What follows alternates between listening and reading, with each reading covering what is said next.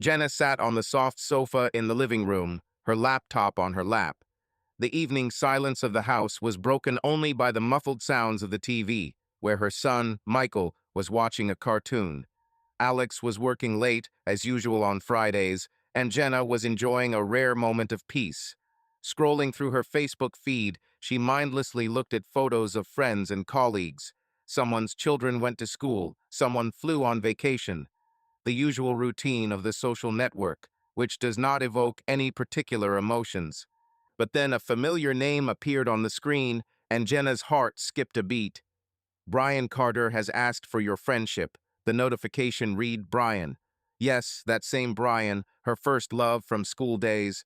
Jenna froze, feeling her palms sweat from surprise. Could it really be him after all these years?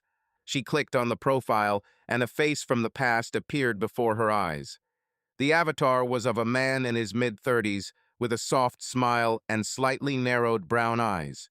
His hair was slightly gray at the temples, but his gaze was as lively and mischievous as she remembered him as a teenager.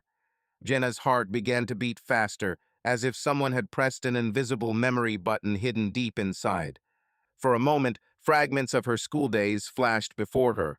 How he waited for her at the lockers after class, how they laughed under an umbrella during a summer rain, and how he kissed her for the first time on the swings behind the old school gym. Almost 20 years had passed since their last meeting at prom. Back then, amid the twinkling garlands and the crackling music from the speakers, they vowed not to get lost, to write letters, to call each other. But life stubborn, fast, capricious had separated them on different paths. Now, years later, she looked at that face on the screen, and it was as if the past was knocking at her door.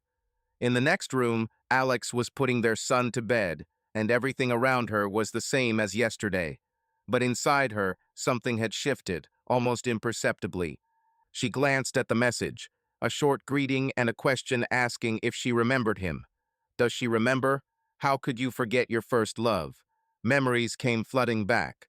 The school hallways where they held hands, Brian walking her home in the evenings, their awkward first kiss under the old oak tree after graduation. All these years, these memories had been sleeping quietly somewhere deep, and now one notification had revived them with renewed vigor. Jenna found herself smiling at the screen.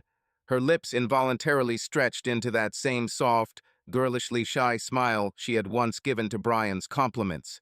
She suddenly felt warm and happy, as if she had turned into that 17-year-old girl again, head over heels in love, who believed that love was forever, that a kiss at the school lockers was the most important thing in the world.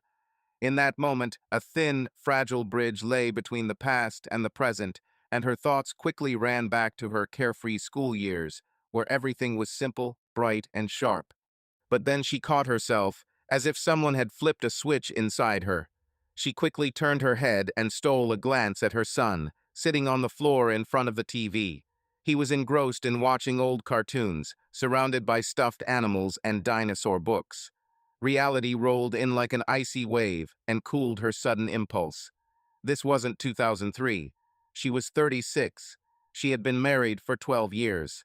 She had a wonderful 10-year-old son who had both her and Alex's features, his dark eyes and her dimple. Jenna's life was settled and established.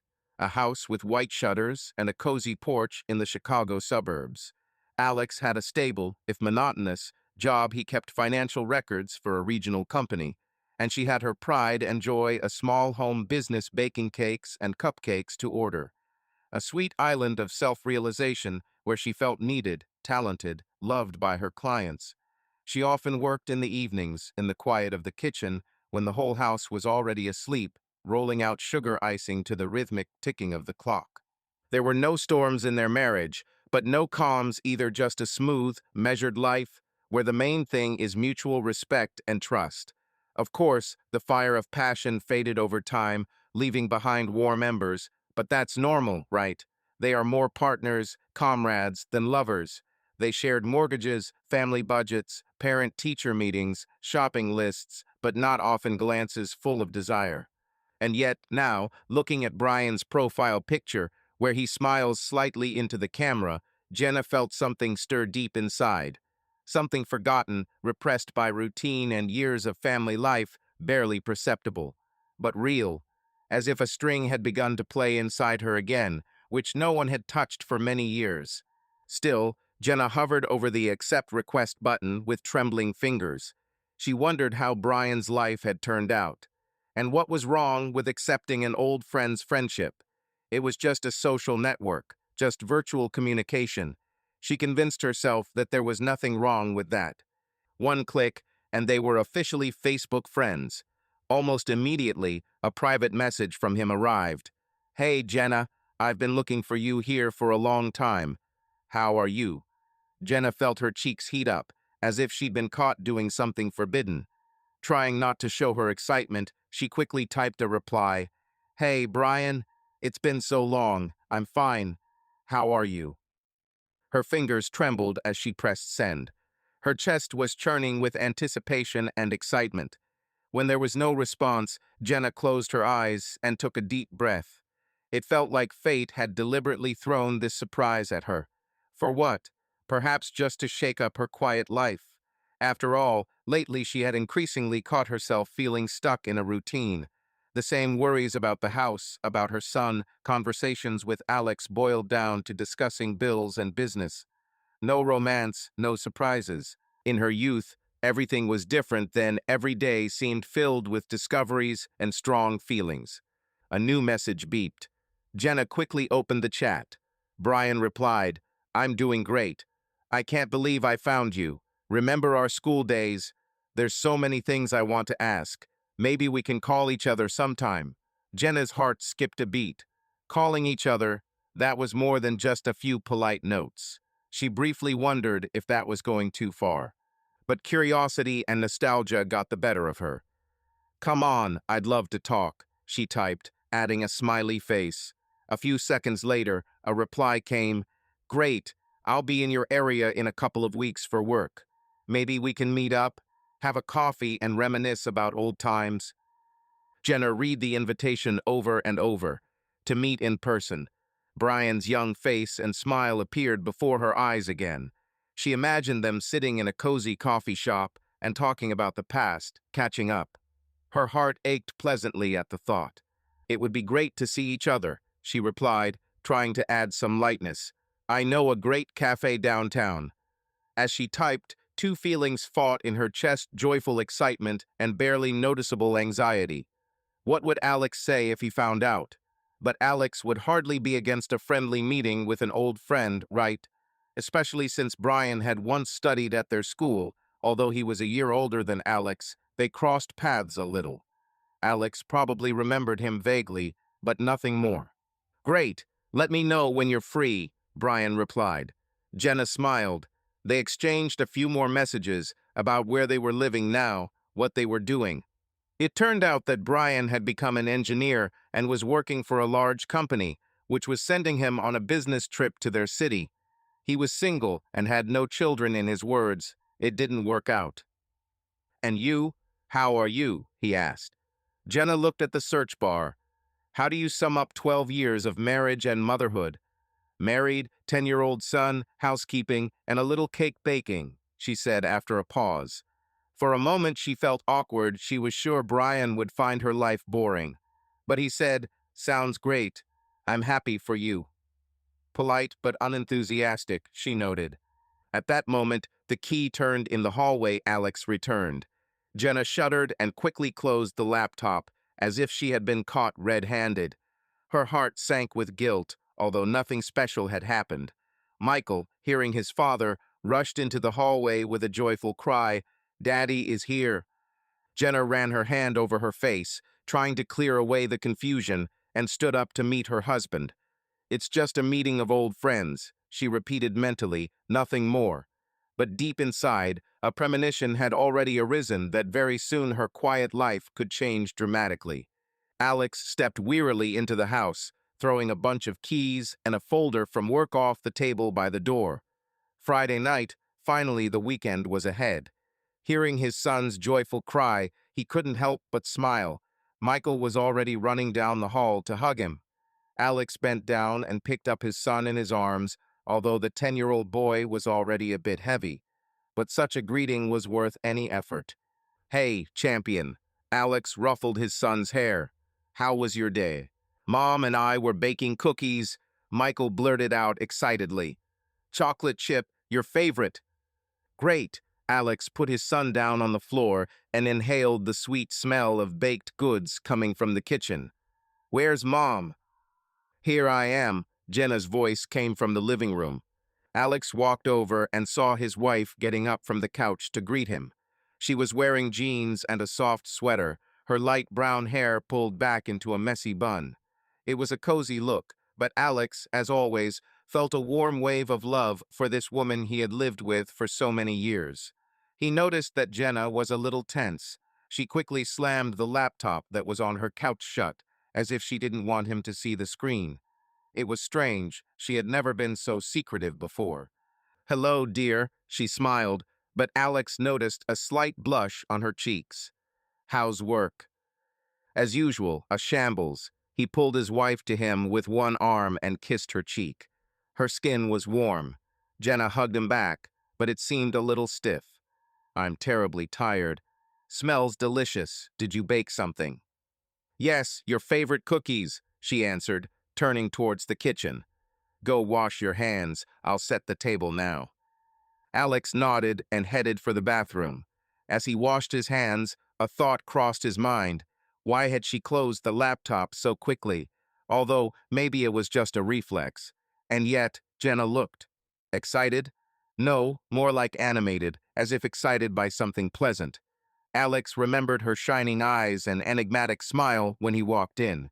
He hadn't seen such an expression on her face for a long time, except when she received another big cake order or was happy about Michael's success. At dinner, the three of them ate pasta with sauce that they had prepared in advance and freshly baked cookies for dessert. Michael cheerfully told the story of helping his mother in the kitchen and accidentally dropping an egg on the floor. Jenna laughed and corrected her son, adding details. Alex smiled, watching them. Here it is happiness, he thought. A quiet family evening, wife and child nearby, a delicious dinner. What more could he want? Sometimes his colleagues joked that his life was too quiet, without adventures. But Alex valued this very silence. After the stressful days at the architectural firm where he worked as a project manager, at home he wanted only peace and simple joys. But today he felt something was subtly different, subtly. Jenna seemed distracted. She smiled and participated in the conversation, but several times Alex caught her looking past him, as if she was lost in thought. Usually on Fridays, they liked to watch a movie or TV show together after Michael went to bed. But when her son went to his room to play his PlayStation before bed, Jenna suddenly said, I think I'll go to bed early today. I'm a little tired." "Of course, dear." Alex didn't object, although he was a little surprised. Usually, she waited for him all week to spend the evening together. "Do you mind watching a movie without me?" she asked softly, collecting the plates from the table. "I'm feeling kind of broken." "It's okay," he shrugged. "Rest." He helped her put the dishes away. While the two of them were in the kitchen putting the remains of dinner into containers, Alex watched his wife from the corner of his eye. She was obviously thinking about something because she almost put a dirty plate in the cupboard instead of the dishwasher and looked embarrassed when she caught his eye. "Are you sure everything is okay?" he asked quietly, covering her hand with his. "You're not yourself today." Jenna flinched in surprise, then smiled tightly. "Everything's fine, honestly. I'm just a little tired. My head hurts." He nodded, but a slight worry stirred inside. He knew her too well. There was something she wasn't telling him. Maybe she was just tired of the routine, the same thing all week the house, ordering cakes, taking care of Michael. I should take her out for some fun, Alex thought. Maybe tomorrow we could have a little surprise. Take them with their son to an amusement park or go out to a restaurant with the whole family. Yes, that was a good idea. He said, drying his hands on a towel. Let's go somewhere together tomorrow. Maybe to that new mall. I think they opened a children's amusement park there. Michael would be thrilled. And then we can have dinner somewhere, the three of us. Jenna looked caught off guard, as if she had emerged from her thoughts. "Oh, tomorrow." She hesitated. "Tomorrow, I think I have. Oh yeah, I promised my friend to meet me this afternoon to help her choose a gift for her niece." "Really? You didn't say?" Alex was surprised. "Oh, I probably forgot to mention it," she answered quickly, avoiding his gaze. "But it won't be for long. I think I'll be free by the evening." "I see." Alex didn't press the issue. "Well, then we can have dinner together tonight." "Yes, of course." Jenna nodded and immediately looked away, wiping the table. Half an hour later, she went upstairs, citing a headache. Alex put Michael to bed, read him a chapter from his favorite pirate book before bed. But his thoughts kept returning to his wife. It was a strange day.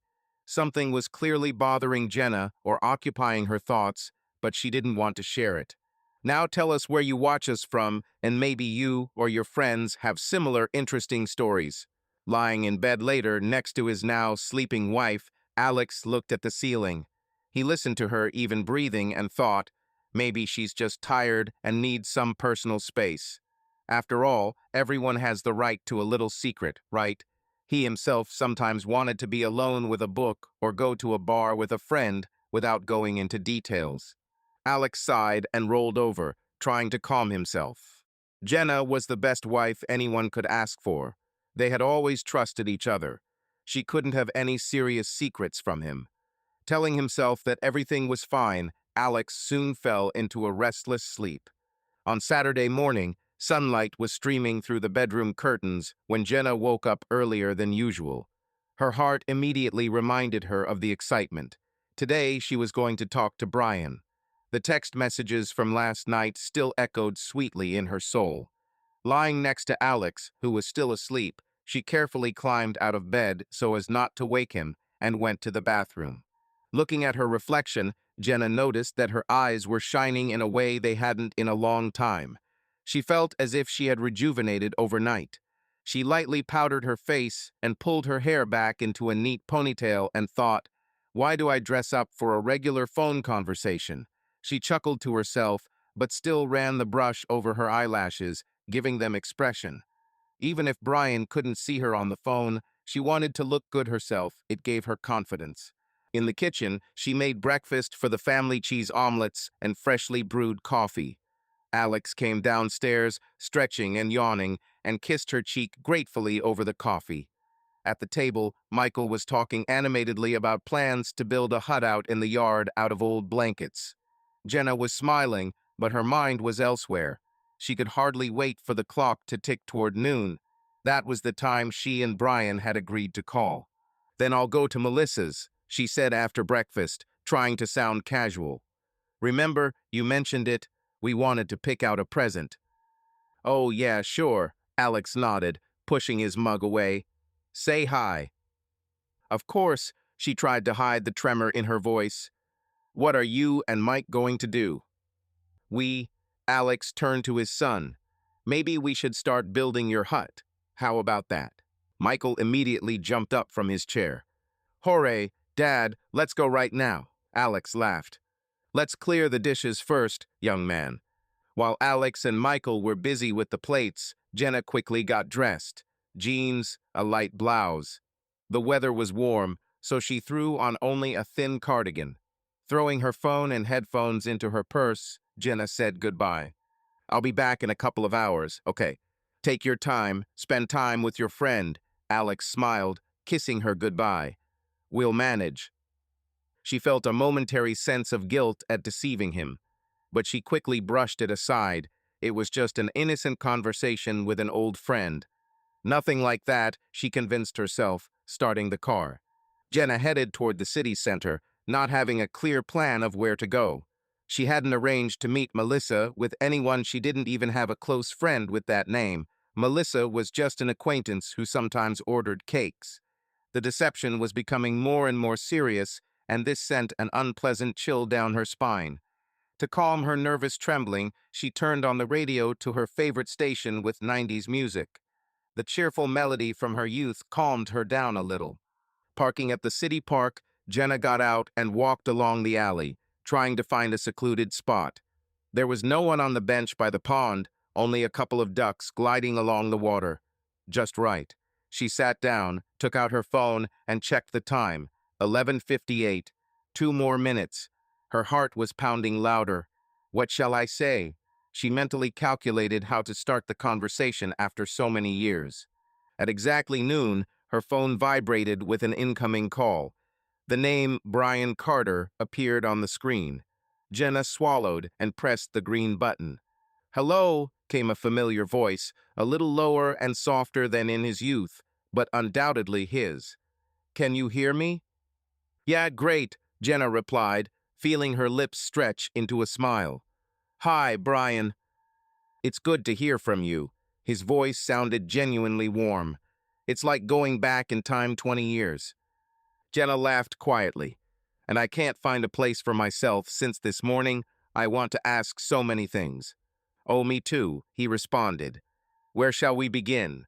"Go ahead. Tell me briefly how life brought you to this point." She looked around, admiring the sparkle of the water in the pond and the greenery of the trees. "I don't even know where to start. I live in our city. After school, I entered college here, in the design department. But I worked as a designer for only a couple of years. Then I met Alex. We got married, and our son was born. Now I'm mostly at home with Michael, and I work part-time as a pastry chef at home." "A pastry chef?" he asked with interest. "That's something new. You were into drawing at school, if I'm not mistaken." Jenna smiled. "You have an excellent memory."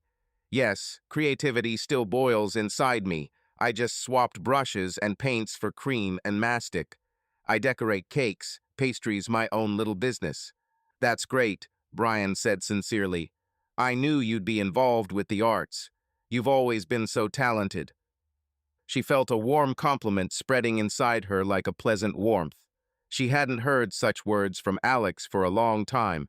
It wasn't that he didn't appreciate her, but somehow in everyday life they stopped saying pleasantries to each other. "Thank you," she answered quietly. "And you? Tell me about yourself. An engineer, you say?" "Yeah, can you imagine?" He laughed. "Remember how I loved to tinker with technology? Well, I graduated from a university in California. Now I work for a company that produces power equipment. They send me on different projects, so I'm always on the go.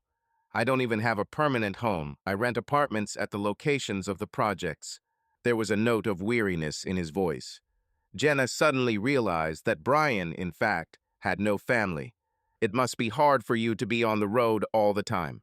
"I've gotten used to it," he sighed.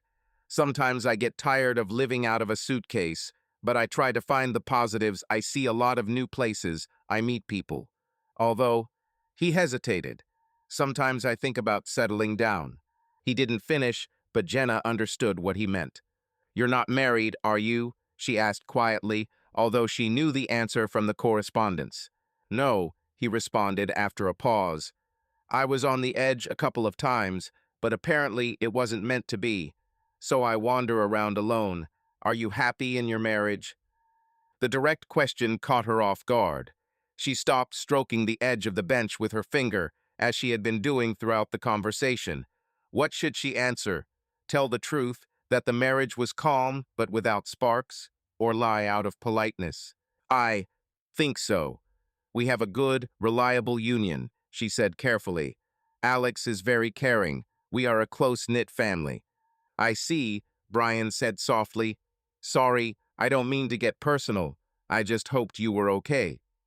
"It's okay," Jenna hastened to assure him, feeling strangely awkward. She didn't want to discuss her family life with him, at least not now. It felt wrong. She changed the subject.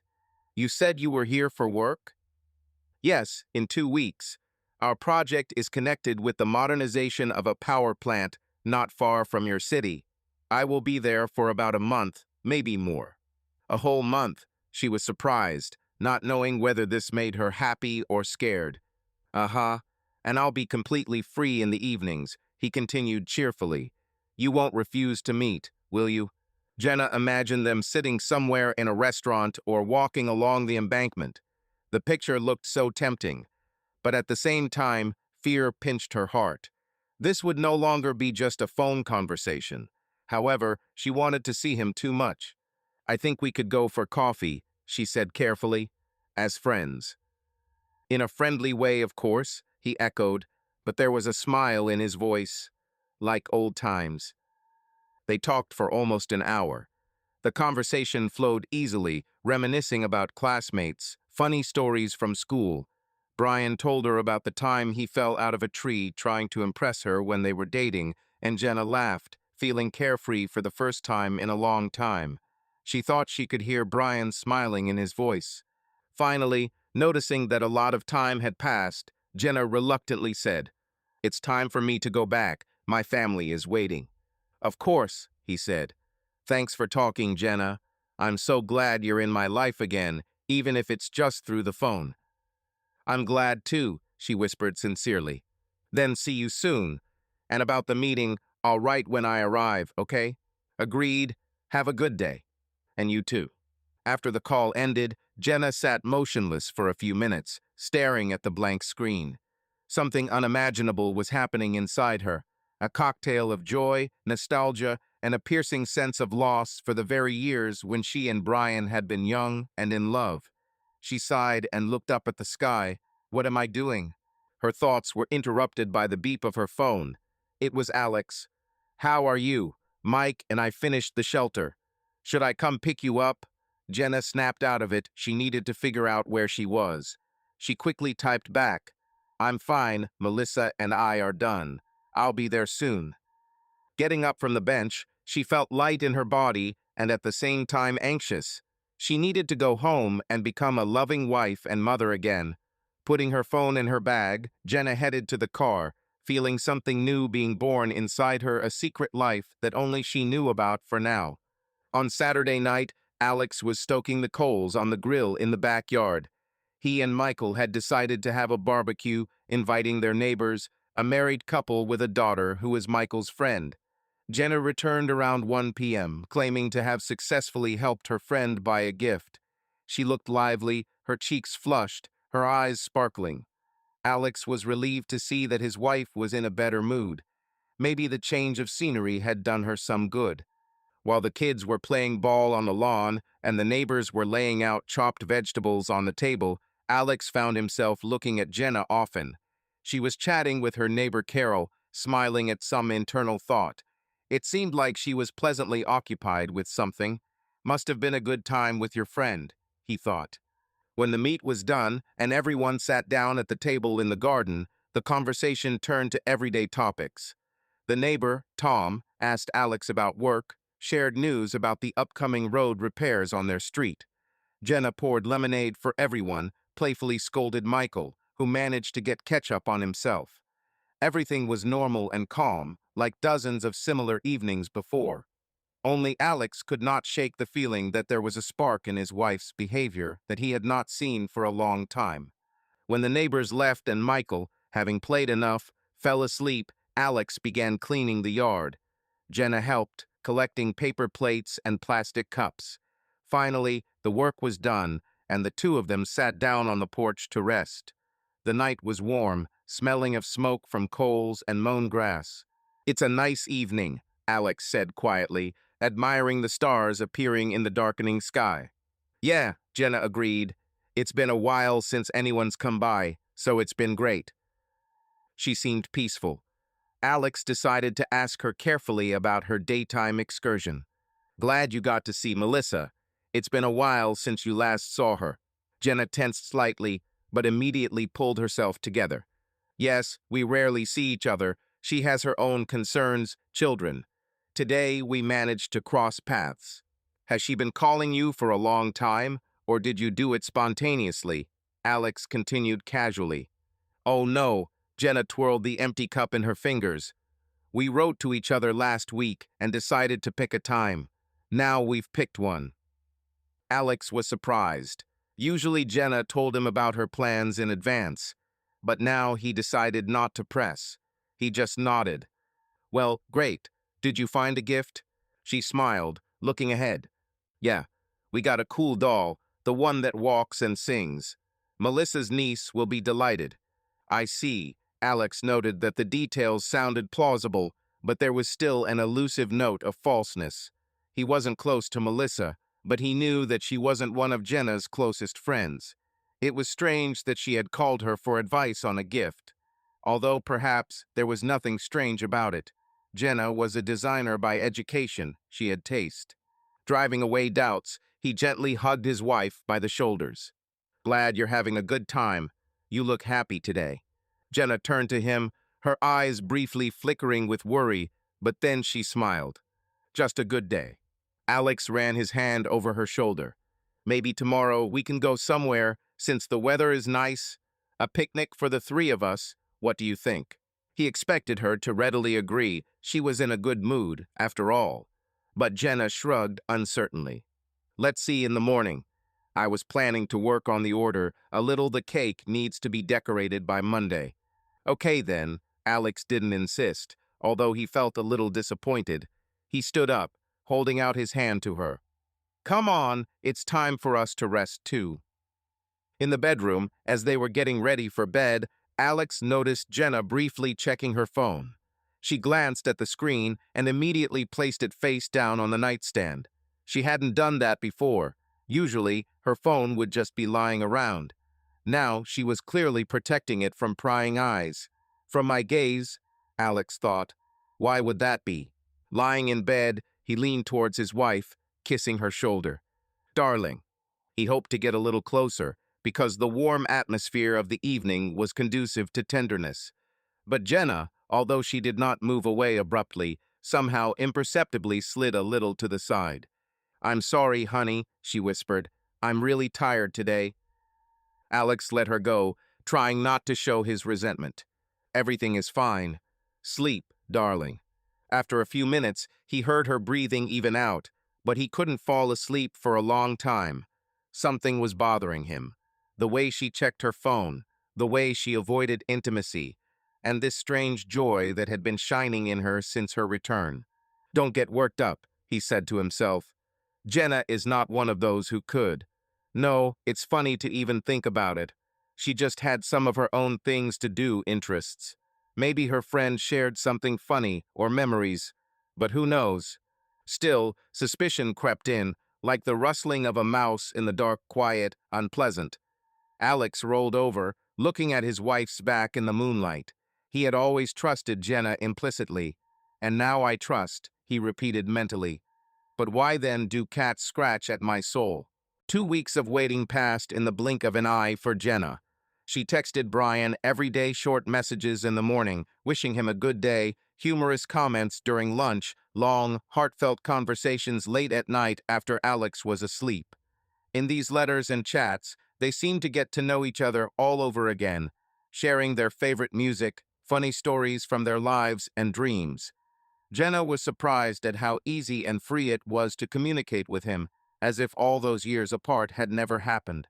She tried to treat Alex the same way, even more attentively, so as not to arouse suspicion. She cooked his favorite dishes, took an interest in his affairs, but sometimes she caught herself barely listening to his stories about work, because her thoughts were somewhere far away, more precisely near Brian. She began to sit on the phone more often, and one day Alex joked discontentedly that his wife will soon ask him for a charger, since she never parts with her phone. Jenna only joked in response, promising that she was just busy with orders and correspondence with clients. The day came when Brian came to their city. He wrote in the morning, "I'll be free today after lunch. Coffee at 3, how about it? Here's the address of a good cafe." When Jenna saw the message, her heart jumped into her throat today. She immediately agreed, typing with trembling fingers, "Of course I will." The day passed in a frenzy of preparation. Jenna came up with a convincing cover story for Alex. She said she had to personally deliver a custom cake to a client downtown by 4 o'clock. This explained why she needed to leave around lunchtime. Alex didn't suspect anything was wrong. Cake deliveries happened regularly. He even offered to help with the heavy box, but Jenna refused, assuring him that she could handle it herself. In the afternoon, when Alex had gone to the office and Michael was at school, she took a shower and spent a long time sorting through her wardrobe. What to wear? She wanted to look pretty, but not like she was dressed for a date. She chose a baby blue knee-length dress with a floral pattern, feminine but casual, and a light white jacket. She let her hair fall in soft waves over her shoulders and applied light makeup, emphasizing her eyes. Jenna looked satisfied in the mirror and felt herself shaking inside, her knees slightly pliable with excitement. At 2:45 p.m., she parked at the agreed-upon cafe, a small, cozy coffee shop on a quiet street in the center. Her heart was pounding so loudly that it seemed passers-by could hear it. 10 minutes before the meeting, she was already sitting at a table in the corner, choosing a place away from the windows. Her hands were shaking treacherously, so she immediately ordered mineral water to take at least a couple of sips and calm down. The doorbell rang softly, and Jenna looked up. There he stood, Brian. In person, he seemed a little taller than she remembered, with broad shoulders and a confident posture. He looked around, and when their eyes met, that same smile that had once made Jenna's heart skip a beat blossomed on his face. Now she felt the same thing. Time had rolled back. Brian quickly crossed the room and stopped at her table. "Jenna," he said quietly. "Hello," was all she could say as she stood up. They hesitated for a moment, then stepped forward at the same time and embraced. Jenna felt the warmth of his body, the familiar scent of his scent, a little cologne, and something of his own, something native. He held her gently, lightly stroking her back. "I can't believe it's you," he whispered near her ear. She pulled away, smiling sheepishly. "I don't believe it myself." They sat down. Jenna's heart was pounding, her cheeks were flushed. Brian looked at her with gentle admiration. "You haven't changed at all. You've just become more beautiful." She looked down, feeling like a schoolgirl under his gaze. "Flatterer, you're almost the same too, only." She cheerfully pointed to his temples. "You've gone a little gray." Brian ran his hand through his hair and chuckled. "Gray hair makes me look respectable, don't you think?" They laughed, breaking the initial tension. The waitress came over, and they ordered coffee, a cappuccino for her, an espresso for him. "Well, tell me how your flight went," Jenna began. "It's okay," he waved it off. "Better tell me, what's it like to see an old friend after so many years?" "It's exciting," she admitted. "I kept thinking the whole way here that we might not recognize each other or that it would be awkward. And now, it's as if these years never happened." Brian nodded, becoming serious. "You know, I imagined this meeting so many times. I was afraid that you had changed or become completely different. But you are still the same Jenna that I remember, with the same smile." Jenna's eyelashes fluttered with unexpected emotion. She looked down into her cup.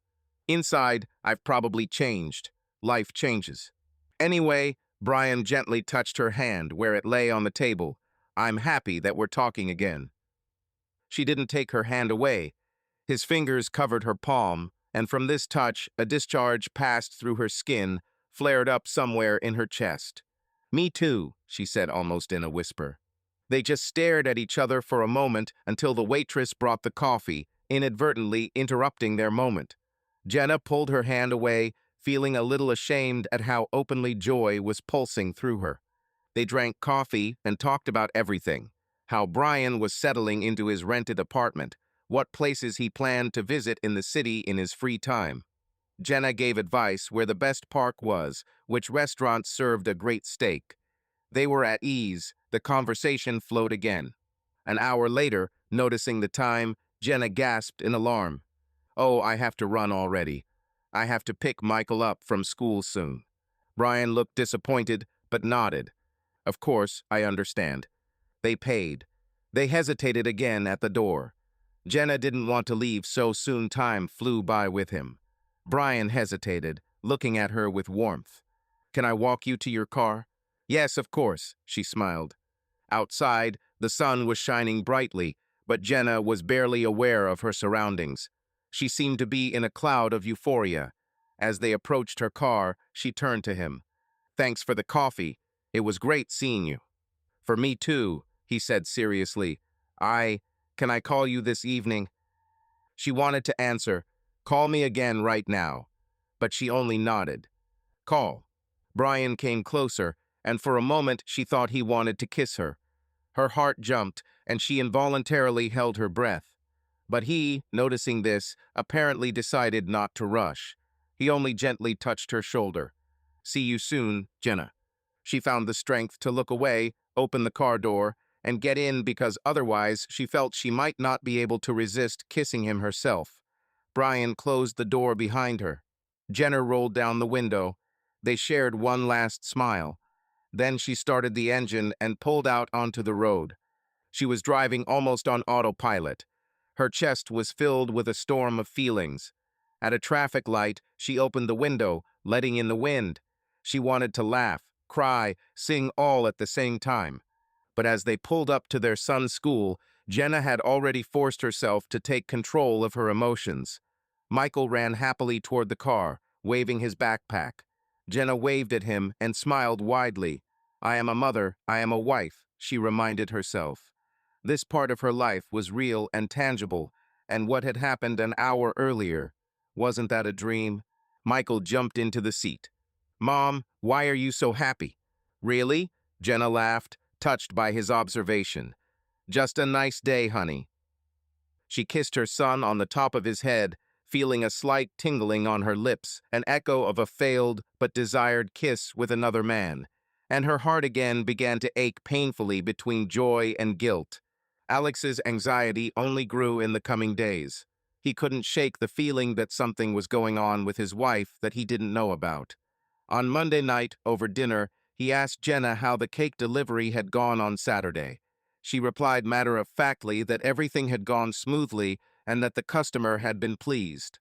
Nothing out of the ordinary, it seemed, but Alex noticed that as she told him, she had avoided eye contact and had too quickly turned the subject to Michael's school achievements. He also noticed a change in her appearance.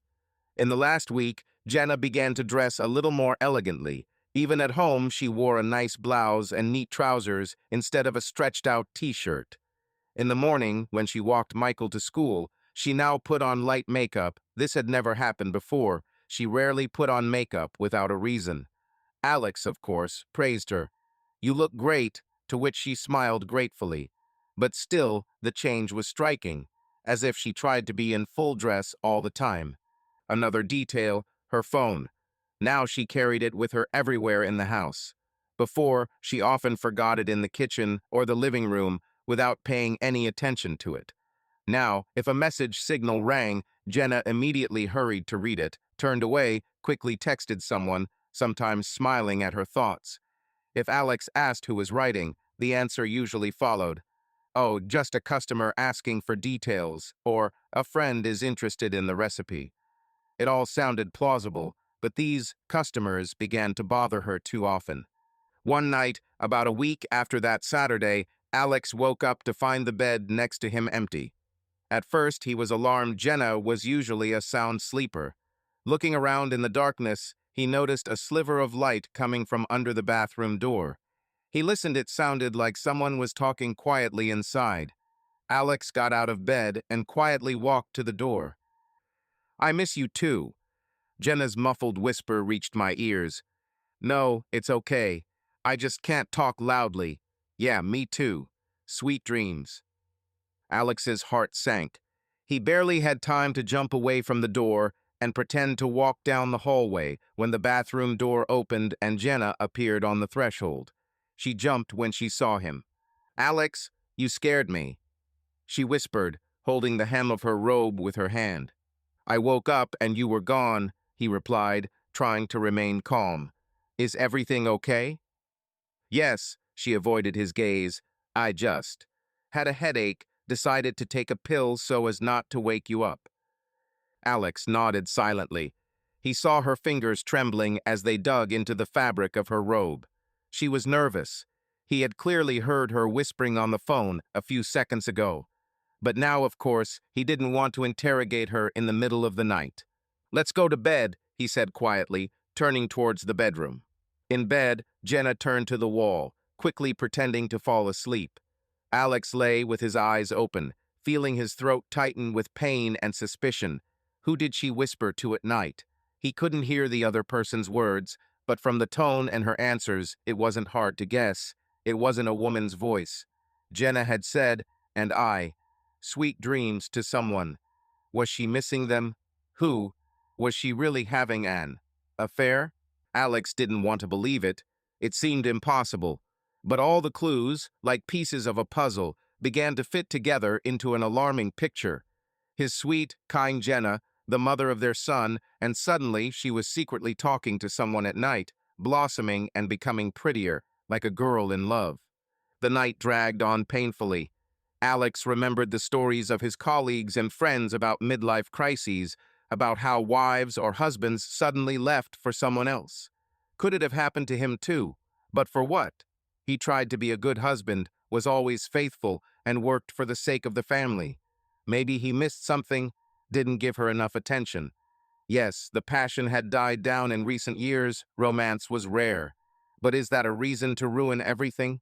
By morning, he hadn't slept a wink. When the alarm went off, Jenna was no longer there. She had gotten up earlier and was busy with breakfast. Alex, exhausted, came downstairs. The kitchen smelled of coffee and toast. Michael was wolfing down his scrambled eggs. Jenna greeted her husband with a gentle smile, as if nothing had happened. "Good morning. How did you sleep?" "Fine," he lied, sitting down on a chair. His head was buzzing. "Dad, are you coming to my game tonight?" Michael suddenly asked.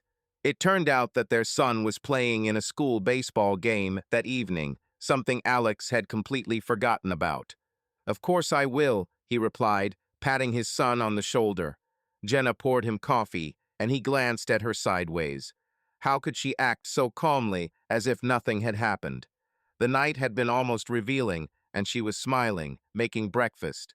Maybe she thought he hadn't heard. Had he decided to ask her directly? Not yet.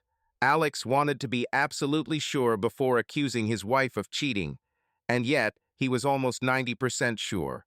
The remaining 10% of his heart clung to the hope that there was some other explanation.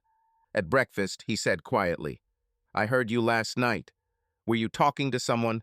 Jenna's hand, spreading jam on her toast, paused for only a split second. "I told you my head hurt. I woke up, took a pill. Maybe you heard the radio. I turned it on quietly in the bathroom to relax." "Radio?" he asked incredulously. "Yeah, they were just playing my favorite song there." She spoke too casually.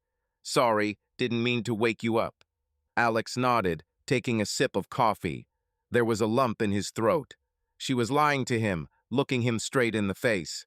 Jenna couldn't do that before. He knew her inside out. And now he was almost certain that she knew he'd heard the conversation, but she hoped he'd believe the radio explanation. "I understand," was all he said, not wanting to continue in front of the child. After Jenna dropped Michael off at school, Alex stayed home, getting ready for work later than usual. He went into her bedroom and looked at her nightstand. Her phone wasn't there, of course, she'd taken it with her. Alex sank to the edge of the bed, clutching his head. He felt helpless. He'd been unsure the night before, but after the scene that night, there was little doubt left. Jenna was cheating on him. A burning mixture of pain, jealousy, and fear overwhelmed him. What to do? Say everything directly? What if he was wrong? But no, an inner voice convinced him that the truth was obvious. Maybe he should talk to someone, ask for advice. But who? Telling friends or family about this was scary and embarrassing. Alex was absent-minded all day in the office. His colleagues asked him if he was well. He nodded mechanically, trying to work, but images kept popping into his head. Jenna with some other man, her smile that she was no longer giving to him. This thought drove him to rage and despair at the same time. By the evening, when he went to Michael's game, he had made a decision. If the situation did not become clear in the next few days, he would try to find out who she was connected to. Either he would hire someone or he would personally follow up. He could no longer bear the uncertainty. Jenna knew she was taking a risk, but she couldn't stop. A few days after that first coffee meeting, she and Brian agreed to meet again. This time, Brian suggested, "Let's get out of town for a couple of hours. There's a beautiful park by the lake nearby. We could buy sandwiches on the way and have a picnic." The idea seemed both crazy and wonderful. Jenna hesitated. It was dangerous to be gone for so long. But she came up with an excuse. She had to go to a supplier in the suburbs to pick up some rare cake ingredients. She told Alex she'd be back later that evening. All he said was curtly, "Be careful on the road." She thought she heard an icy note of distrust in his voice.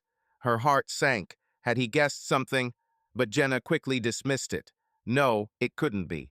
That afternoon, Jenna left her car in a shopping mall parking lot and joined Brian in his rented SUV. She had chosen a crowded spot to make sure no one she knew would notice her next to a stranger's car. Brian greeted her with a big smile and a bouquet of wild daisies waiting for her in the front seat. "For you," he held out the flowers, looking slightly guilty. "We were selling them by the road. I couldn't resist." "They're so beautiful. Thank you," she whispered, touched, accepting the bouquet.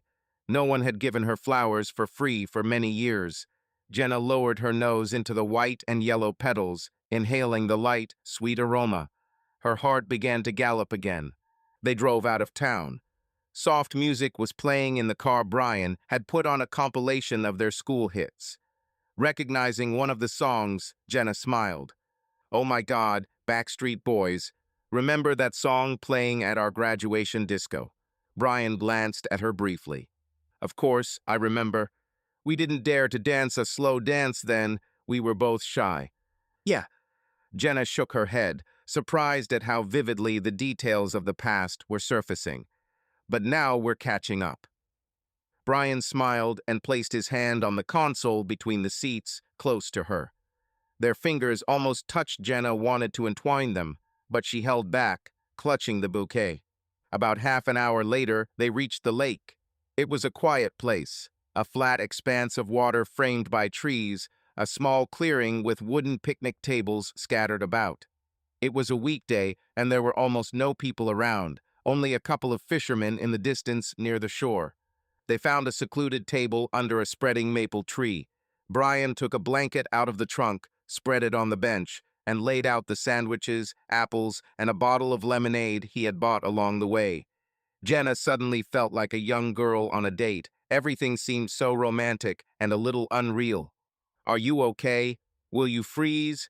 he asked solicitously, noticing that a light breeze was blowing. "I'm fine," she replied. She was wearing a light sweater over a summer dress, and now she was shivering not from the cold, but from excitement. They ate leisurely, talking about small things, the weather, the scenery around them. They seemed to avoid talking about anything too serious, enjoying the moment. Afterwards, they decided to take a walk along the shore. Brian offered his hand, helping Jenna down a small slope, and she held on to his fingers. They walked, hand in hand, along the lake, where the water lapped gently at their feet. "Like a husband and wife on a Sunday stroll," Brian remarked half-jokingly. Jenna smiled shyly and was about to let go of his hand, but he held it back. "I'm sorry, I didn't mean to embarrass you. I just feel good with you," he added softly. "I feel good too," she admitted quietly. They stopped under the shade of the trees. Brian looked into her eyes. "Jenna, I don't want to push, but I have to say, ever since we started talking again, I realized how much I missed you. All these years I tried to forget, to convince myself that it was a youthful infatuation. But now, looking at you, I realize that the feelings have not gone away." Jenna caught her breath. She knew she was entering forbidden territory, but she wanted to bare her soul too. "I have similar feelings. I tried to live on, and I have a family. But these weeks we've been in touch again. I feel like I've woken up. You've awakened something forgotten in me." Brian's eyes lit up with hope.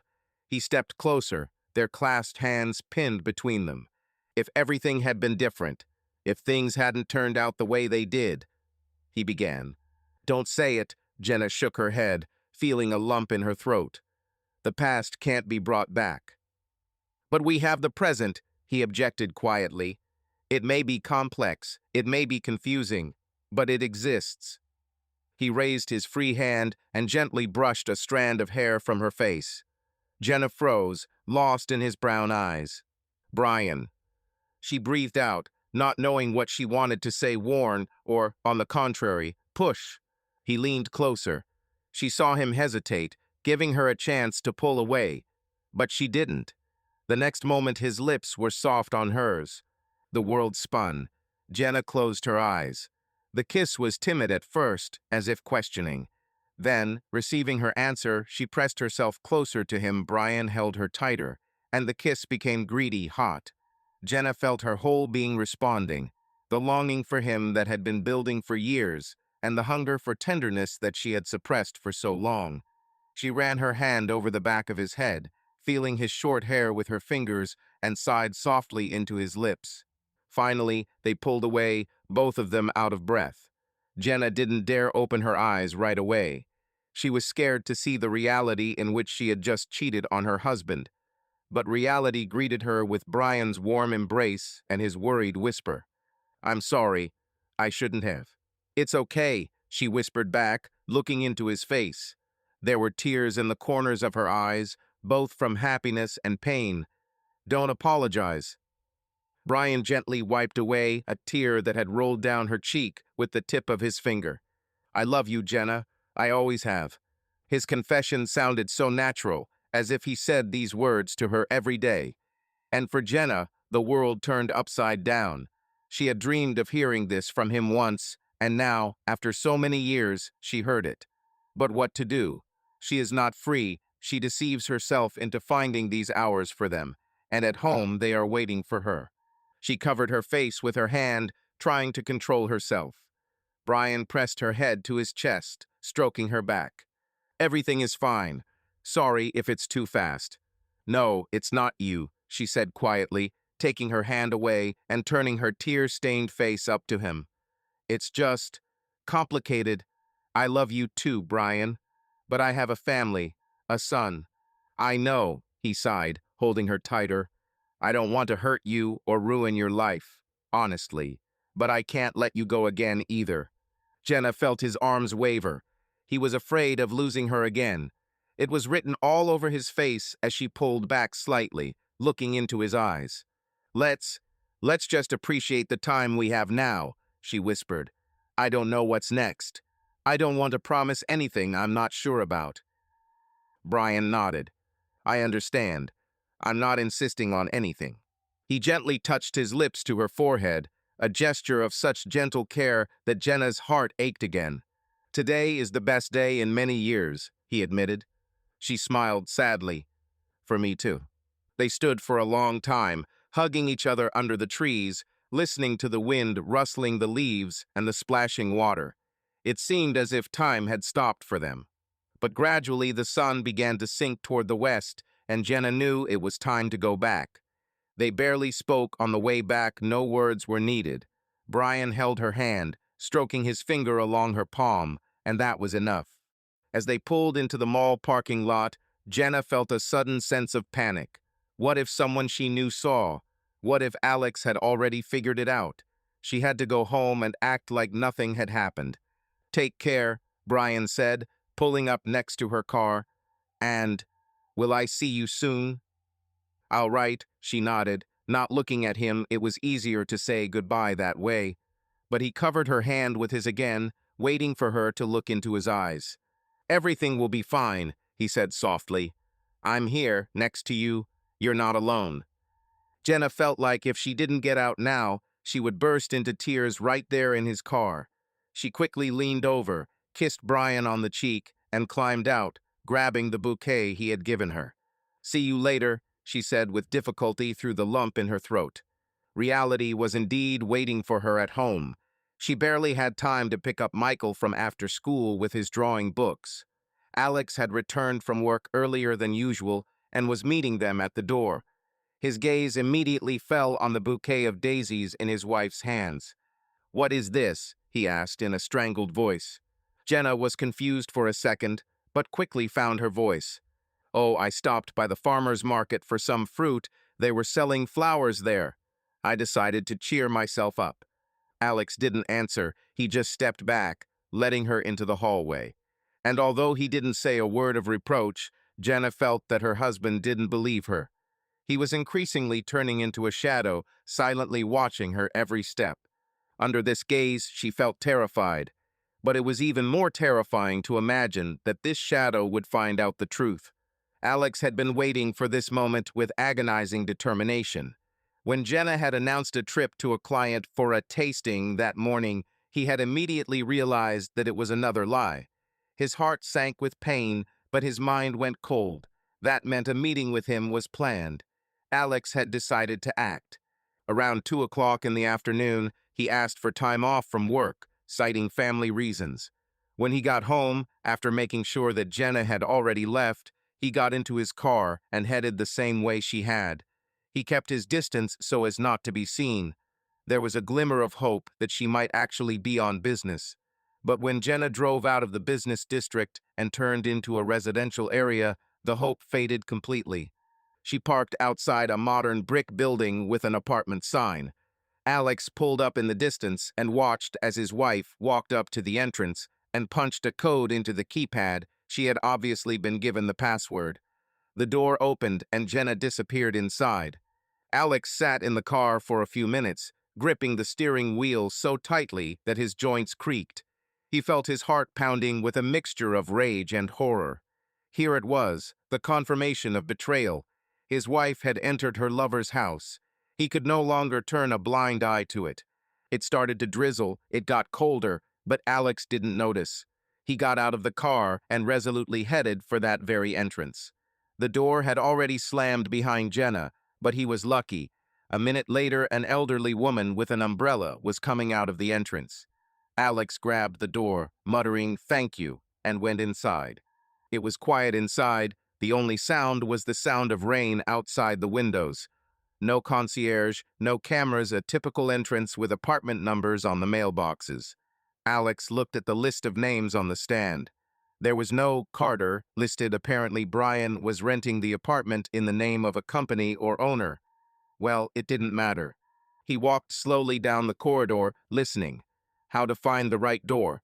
Perhaps on one of the floors, the windows overlooked the street. He went out onto the stairs and went up to the second floor.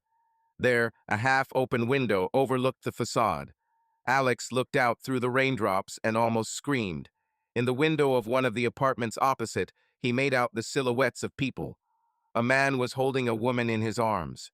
It was them even through the veil of rain. He recognized the figure of his wife when Brian carried her into the depths of the room. Pain shot through Alex's chest and his vision darkened. He rushed to the nearest door with the same floor number. He assumed that the apartments were mirrored. Number 24. The lock turned out to be a simple model. Without thinking twice, Alex pulled the handle hard and hit it with his shoulder. The lock creaked. Either it wasn't locked or it gave in from the jerk. The door swung open.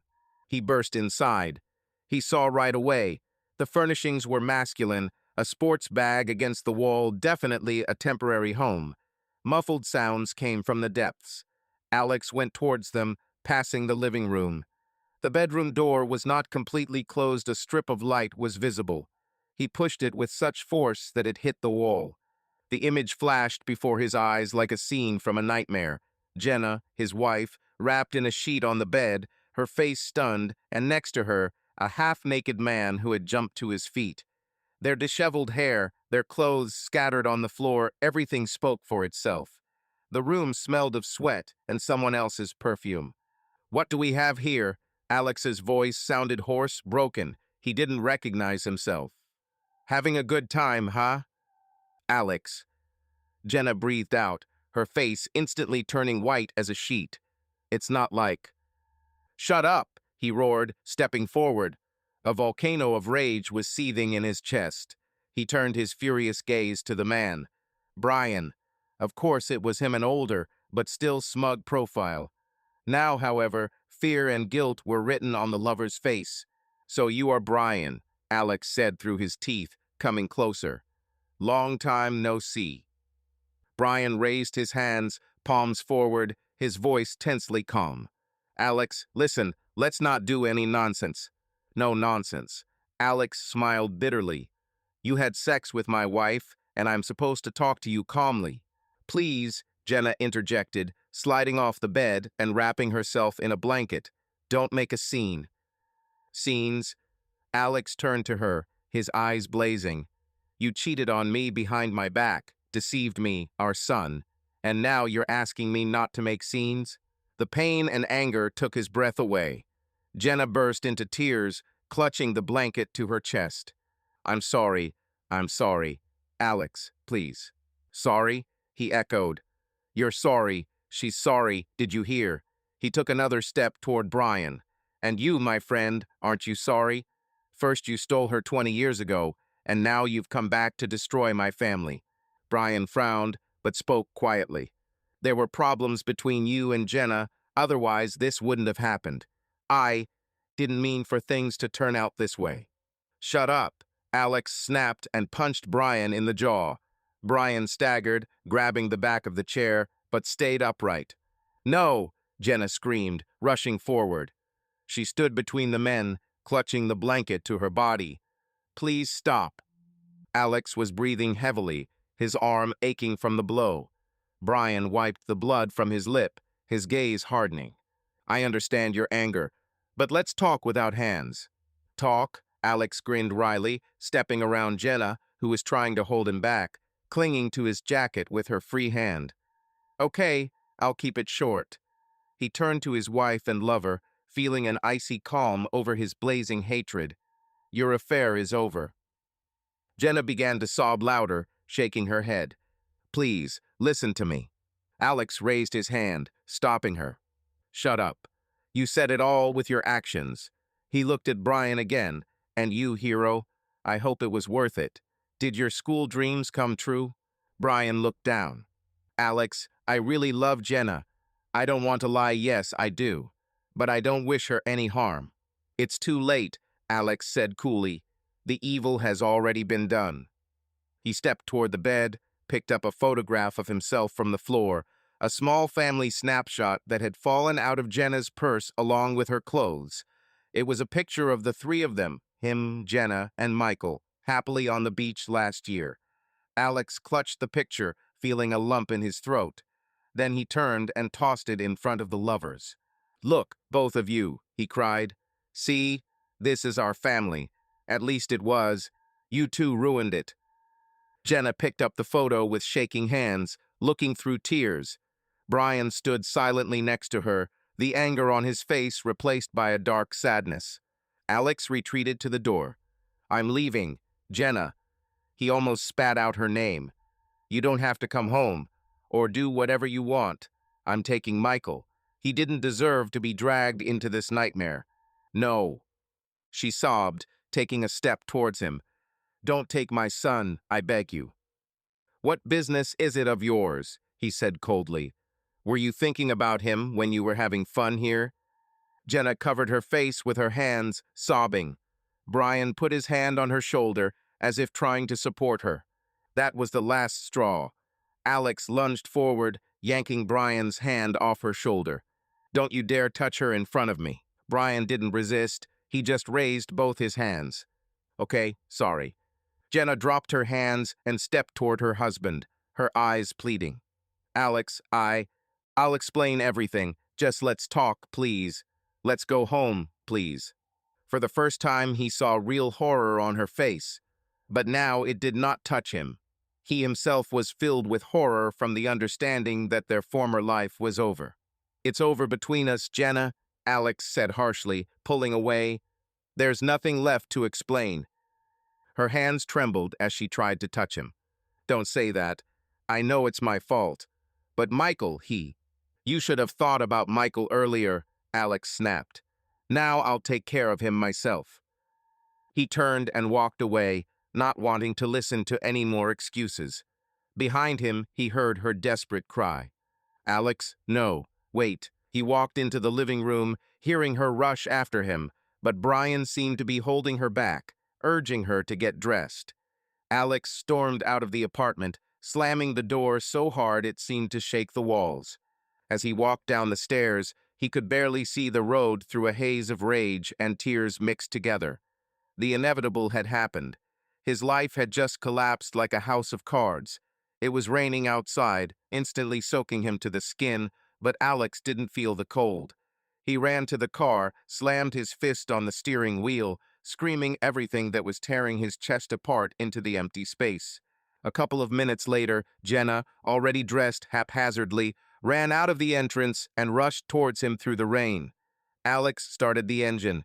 He saw her running figure in the rearview mirror.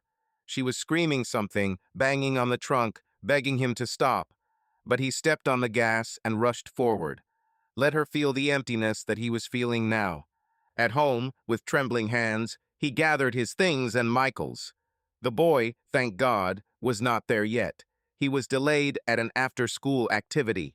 Alex did not want his son to see him in such a state. He left only a short note for Jenna on the kitchen table. "Don't look for me. I'll pick up Michael. I'll be at my parents'. We need time." Throwing his suitcase into the car, Alex went to get his son, preparing to say the most difficult phrase in his life, that mom and dad would no longer be together. Jenna felt like she was in a waking nightmare. As soon as Alex ran out of the apartment into the pouring rain, she woke up and ran after him.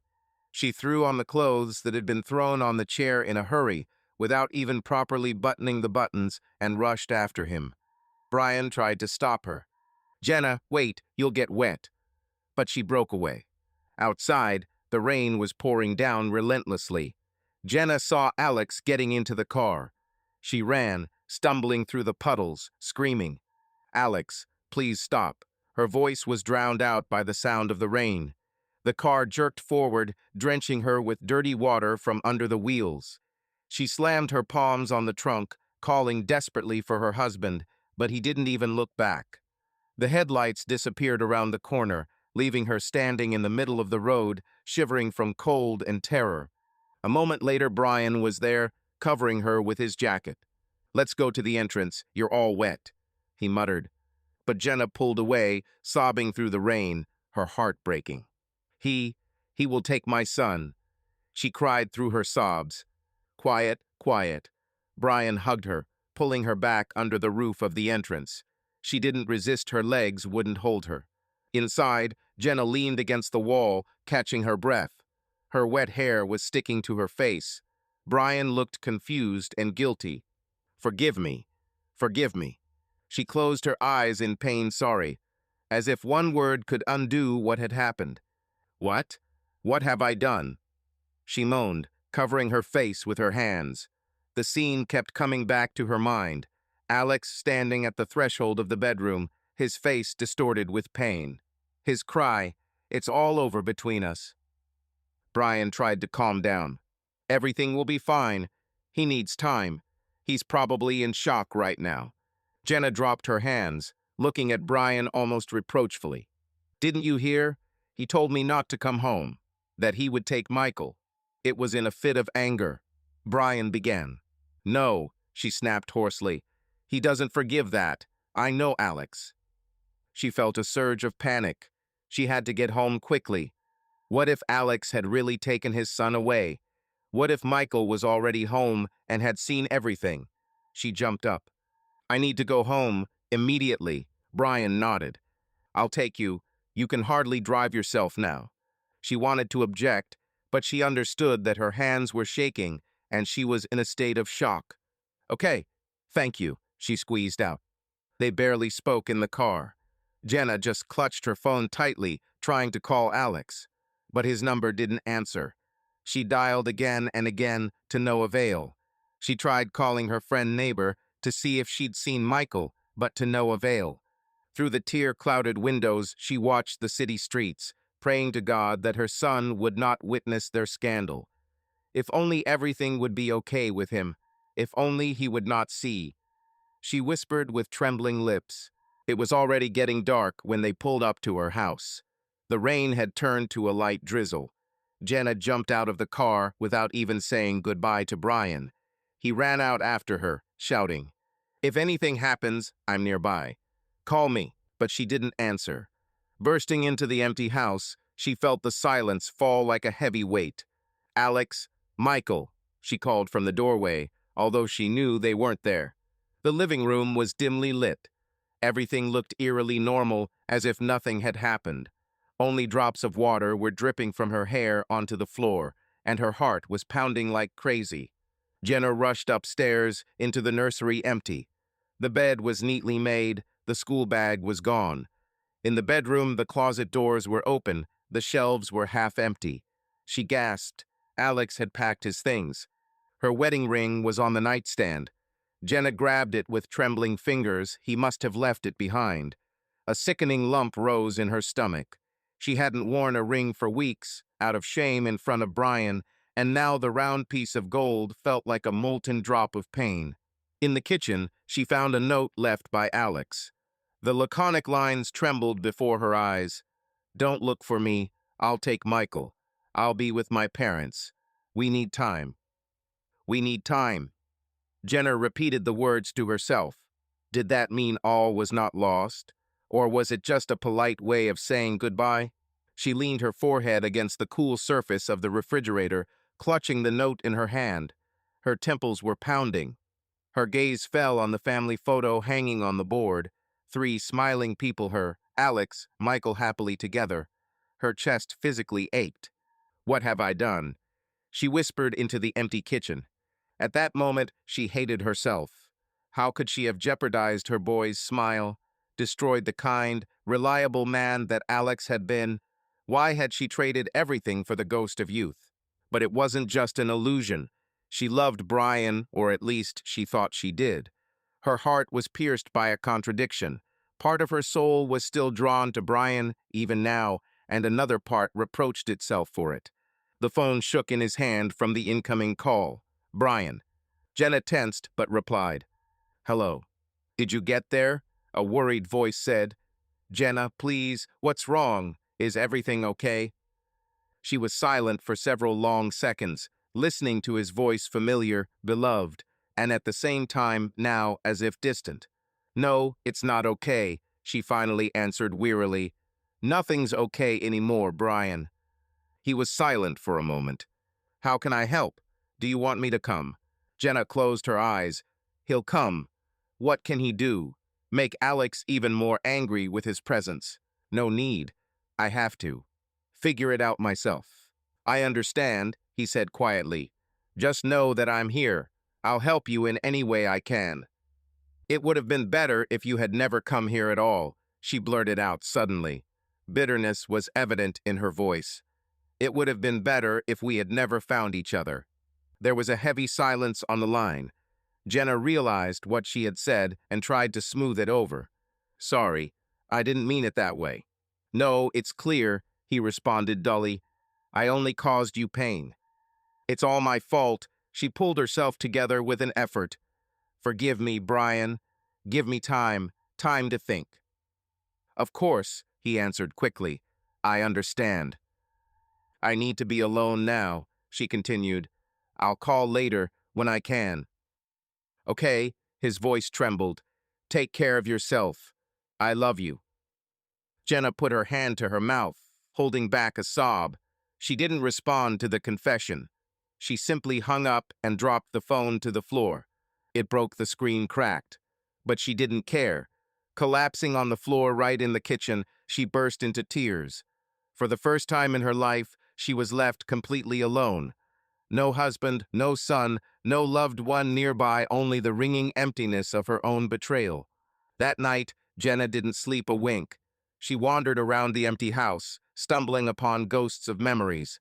There was the imprint of a dirty child's hand on the wallpaper in the hallway Michael had run in after coming in from outside a couple of years ago. There was the family album Alex had given her for their 10th anniversary on the shelf in the living room. She leafed through it with trembling fingers, her gaze lingering on the page of wedding photos. So young, so happy. She had believed then that this would be forever. In the morning, Jenna made a decision. She knew Alex was with his parents on the other side of town. That meant she had to go there, see her son, talk to her husband, beg if she had to. She wouldn't give up without a fight for her family, even if hope was fading with each passing minute. Before she left the house, she noticed Michael's school drawing of their family in the corner of the hallway, drawn in a child's hand. 3 figures holding hands. At the bottom, a crooked caption, "My happy family." Jenna clutched the piece of paper to her chest, as if it were her most precious gift. "I'll fix it. I have to fix it," she whispered to herself. wiping her puffy eyes and picking up her car keys. Outside, the day was beginning again, but for Jenna it brought neither light nor joy, only hard work on her mistakes, perhaps the most important in her life. Alex sat on the edge of the sofa in the living room of his parents' house, feeling empty inside. His mother bustled about nearby, quietly placing a cup of hot tea on the table. His father sighed heavily, standing by the window and looking out into the evening twilight. Michael sat in the corner of the room, quiet and wary. A few hours earlier, Alex had picked up his son from school, telling the teacher that a family emergency had come up. Michael was surprised by his father's unexpected appearance in the middle of the day, but went with him without question. It was only when they pulled up to his grandparents' house, not their own, that the boy began to tug at his father's sleeve. "Dad, are we going to visit Grandma and Grandpa?" "Yes, we'll live here for a while," Alex answered tensely. His heart was breaking. How can you explain to a child something he himself is unable to comprehend? The parents were alarmed to see their son with a suitcase and their grandson, pale and confused. Alex said briefly, "Jenna and I had a fight. Can we stay with you for a couple of days?" The mother, without asking in front of the child, immediately began to arrange a room for Michael, and the father took Alex aside. "What happened, son?" he asked sullenly in a whisper. "Don't scare your mother, tell me." Alex clenched his jaw, suppressing the tears that were welling up. "She cheated on me, Dad. She met her school friend." He couldn't continue, but his face said it all. His father exhaled heavily, shook his head, and put his hand on his shoulder. "Hang in there, Alex. We're here." Now that the suitcases were unpacked, the moment of truth had arrived. Michael was still waiting for an explanation. He sat with his arms around his knees, looking from his father to his grandmother, trying to understand why his mother wasn't with them. Alex took a sip of tea, clearing his dry throat, and met his son's gaze. "Mikey, come to me." The boy came up. Alex took his warm, thin palms on his own. Alex's mother tactfully went into the kitchen, wiping her eyes. His father stayed nearby, ready to back him up. "Son," Alex began quietly, "your mother and I need to live separately now. For a while." Michael's lips trembled. "Are you divorced?" Alex was struck by this direct question. At 10 years old, his son already knew about divorces. His classmates probably shared them. "No, not." He hesitated. "Not yet. But we had a big fight." "Because of me?" the boy blurted out in fear. "Did I behave badly?" "No, what are you?" Alex hugged his son tightly, pulling him close. "It's not your fault, do you hear me? You're the best we have." Michael cried on his chest. I want to go home, and I want my mom." Alex felt as if the wound had been twisted with a knife. He stroked his son's back. "I know, my friend. I also want everything to be like before. But sometimes adults make mistakes, hurt each other." The boy raised his tear-stained face. "You and your mother don't love each other anymore." Alex's throat tightened. What to say? He loved Jenna, yes. Despite everything, he still loved her. But now that love was poisoned by pain. "We love you," he avoided a direct answer. "And we always will." "And each other?" Michael persisted. Alex closed his eyes, gathering his strength. "Sometimes the love of adults changes. It's hard to explain. But we'll try to fix everything. We just need time to figure it out." He repeated some of the words from his note, as if convincing not only his son, but himself as well, that there was hope. "I want to go to my mother," Michael whispered. "Tomorrow, maybe you'll see her," Alex said. "It's late today. Let's try to sleep."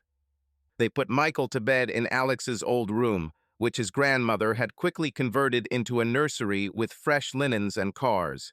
The boy held his father's hand until his eyes closed from exhaustion and tears. Alex sat next to him until the last moment. When he was sure his son was asleep, he slipped out into the living room. His mother was waiting for him there. She invited him into the kitchen, where she treated him to pies just like in childhood, hoping to strengthen not only the body, but also the soul. "My dear." His mother stroked his hair like a little boy. I'm so sorry. I never would have thought. Alex shook his head wearily. I didn't think so myself. I believed her. I trusted her. The father sat down heavily on the stool. Well, whether you can forgive is up to you. But you know, families go through this. You're not the only one. The mother clicked her tongue angrily. What are you saying? He's heartbroken. That bitch. Forgive me, but how could she? Mom, stop. Alex cut her off hoarsely. She's not a bitch. She just made a mistake. We both must have missed something. His own words shocked him. He hadn't expected to stand up for Jenna, but hearing her rudeness towards her made him suddenly feel that he didn't want to be slandered. The pain of betrayal hadn't gone away, but somewhere deep inside there was a warm understanding. No one is perfect, and maybe he, too, was somehow to blame for the rift between them. What do you plan to do, son? The father asked softly. What next? Alex rubbed his face with his palms. I don't know. Honestly, I don't know. For now, I brought Michael here so that we could all cool off. And then, probably a divorce. The word rang out loudly in the silence of the kitchen. The mother crossed herself, the father sighed. Will Michael survive? Alex asked dully, looking at his parents. After all, he'll grow up without a full-fledged family.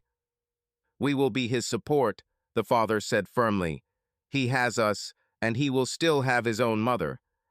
Although if I were you, I wouldn't let her near you, the mother muttered, still furious with her daughter-in-law. The father frowned at his wife. Don't interfere. It's their business. He turned to his son. You need to sleep, Alexei. The morning is wiser than the evening. Alex nodded, though sleep seemed impossible. As he lay down on the old sofa in the living room, the shadows of the past surrounded him. He had grown up in this house, had left here full of hope with his young wife Jenna to start their own family. And now, years later, he had returned crushed, like a boy after his first unhappy love. The clock ticked quietly behind the wall. The thought flashed through his mind. What if it can still be restored? But he immediately dismissed it. Too much was broken. He would never be able to forget what he had seen. It seemed he would rather die than imagine Jenna in someone else's arms again. In the dark, alone on the old sofa, Alex finally allowed himself to sob silently, burying his face in the pillow, the salty taste of tears on his lips, mingling with the taste of inevitable loss. The next morning, Jenna pulled up to Alex's parents' house, where she had been countless times over the years of their marriage. But now every detail, the familiar entryway, the flower beds by the porch, felt foreign and hostile. Her heart was pounding so hard she could hear it from outside. She pressed the doorbell, not even knowing exactly what she was going to say. Alex's father opened the door. He frowned when he saw his daughter-in-law standing there. Jenna swallowed. Hello? Can I see Michael? Alex's father stepped aside, letting her into the hallway, but his gaze did not soften. Walk through. The living room fell silent. Alex's mother sat in a chair, holding Michael's hand. When he saw his mother, the boy jumped up. Mommy. Jenna fought back tears as she fell to her knees and opened her arms. Michael rushed towards her, burying his face in her chest. Mom, are you back? He asked in a trembling voice. My dear, Jenna whispered, stroking her son's head and closing her eyes so that the tears wouldn't flow so much. Forgive me. Forgive me. You won't leave again, the boy sobbed. No, no, I'm here. She covered his face with kisses, feeling her heart breaking with love and guilt. Everything will be fine, do you hear me? I love you very much. Michael wrapped his arms tightly around her neck, as if he was afraid to let go. Jenna stood up, holding her son in her arms despite his weight. The grandmother, sitting in the chair, sighed loudly, wiping away tears, but said nothing. The atmosphere in the room was oppressive, only the ticking of the clock and the occasional sob from Michael. Alex was standing in the doorway of the living room. Jenna sensed his presence immediately. He was silent, his arms crossed over his chest, looking at her and his son. His gaze was a mixture of pain and protection. Jenna carefully lowered Michael onto the couch. Sit down, darling. I need to talk to Dad. The boy squeezed her hand anxiously. Will you make peace? Jenna didn't know what to say. Alex stepped closer. Mike, go with Grandma to the kitchen. There are pancakes there. Remember, you wanted them. The grandmother immediately understood and gently led the boy away. He walked reluctantly, looking back. When the children and old people disappeared, three remained: Alex, his father, and Jenna. Alex spoke first, his voice dry. Why did you come? Jenna took a deep breath. To see my son, and to talk to you. We've already told each other everything, he interrupted. No, she shook her head, feeling like she was about to cry again, but she pulled herself together. I have to apologize, Alex. To you. There are no words to express how sorry I am. He was silent, looking past her. Alex's father coughed. I think I'll check on Michael. He walked out, leaving them alone. Jenna stepped closer to her husband. I'm guilty, you're right. I committed an unforgivable act. But if there's even the slightest chance to atone, I'm ready to do everything. Alex smiled briefly, joylessly. Atone? How do you imagine that? You can't turn back time. I know. She trembled. But maybe we could see a family psychologist, or just live separately, but then try. You slept with another man, Jenna, he interrupted sharply, his eyes boring into hers. You can't erase that.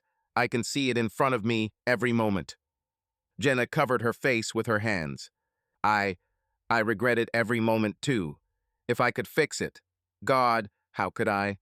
Alex turned away, pacing nervously around the room. This question torments me too. How could you? What is so bad about me that you preferred? She rushed towards him, trying to grab his hand. No, you're not bad. It's not you, it's me. I'm confused. Memories from the past have covered me. But I love you. You are my husband, the father of my child. I don't want to lose our family. He glanced at her hand on his forearm, and Jenna quickly pulled it away, realizing he tensed at the touch. Do you love it? Alex repeated bitterly. A strange way to love. I know. She breathed out. I deserve everything you say. Just, please don't take Michael away from me. I need him. You think I don't need him? Alex flared up.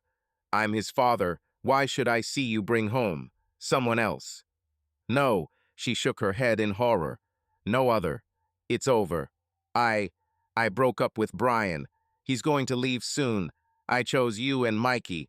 Please believe. It's too late to choose, he said coldly. You already made your choice when... He trailed off, as if the words were difficult to come by. I don't believe you, Jenna. I don't believe that you won't run to him again when the opportunity presents itself. This won't happen, she whispered. I realized what I've done. Yes, when I lost everything, I realized it. The phrase sounded caustic. Alex ran his hand over his face and said tiredly, Listen, the main thing now is Michael. I will not interfere with your communication. He loves you. You are his mother. Jenna felt a moment of relief. Thank you.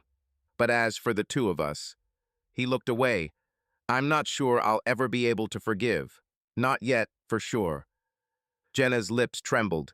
Understand. I think it would be better to formalize separation. Or divorce, he said quietly but firmly. It's fair. The word divorce hit her heart. Jenna staggered, tears streaming from her eyes again. Alex. No, maybe we shouldn't rush. Give me a chance to prove that I can fix everything. I'll agree to any conditions. He shook his head, looking at the floor. Not now. It hurts me even to look at you, let alone live under the same roof. And later, she asked plaintively, Can you at least try? Alex looked up, his eyes filled with agony. I don't know, Jenna. I don't want to give false hope. Jenna clenched her fists, fighting back hysteria. I'll wait as long as it takes. I'll fight. If you need time, take the time. Just please. She sobbed. Don't tell Mile about the divorce now. Let it at least pass a little. He's a child. This is a blow for him. Alex nodded slightly. I'm in no hurry to tell him anything. As you noticed, I haven't made my final decision myself. He sank tiredly into a chair. That's enough for today. You saw your son, he saw you. I think you'd better leave for now. Jenna knew she couldn't push any further. She nodded, wiping her face. Can I come to him again tomorrow, or let him go for a walk with me? Alex thought. Okay, you can take him for a couple of hours during the day, but only by yourself. Of course, she quickly agreed. And you'll return it back on time, he added harshly. Yes, I promise. Jenna looked at him gratefully. It was more than she could have hoped for. She called Michael. He ran out of the kitchen with his grandmother and rushed back to his mother. Are you leaving again? He asked anxiously. Just for a little while, honey. Jenna hugged him. Tomorrow we'll go to the park and feed the ducks. Do you want to? Michael nodded, but his lips pursed. Is Dad with us? Jenna met Alex's gaze and managed to answer calmly. No, tomorrow it's just the two of us. And then we'll go back to Dad. Okay? The boy sighed, not letting go of her hand. At the threshold, Jenna hugged her son again and whispered, The main thing you remember is that Mom and Dad love you more than anything in the world. Okay. Okay, he answered quietly. Alex stood behind her, and when Michael went into the room to draw, he quietly threw to her. Should I give you a ride? No need, I'm in the car, she refused, adjusting her bag on her shoulder. He nodded silently. Jenna had already turned to the exit when she suddenly turned to him again. Alex, thank you for letting me see you, and for the chance to see my son. It's not for you, he replied harshly. It's for him. Her cheeks flushed with shame. She walked out with her head down. Passing her mother-in-law, she whispered softly, Forgive me. Alex's mother just pursed her lips and turned away.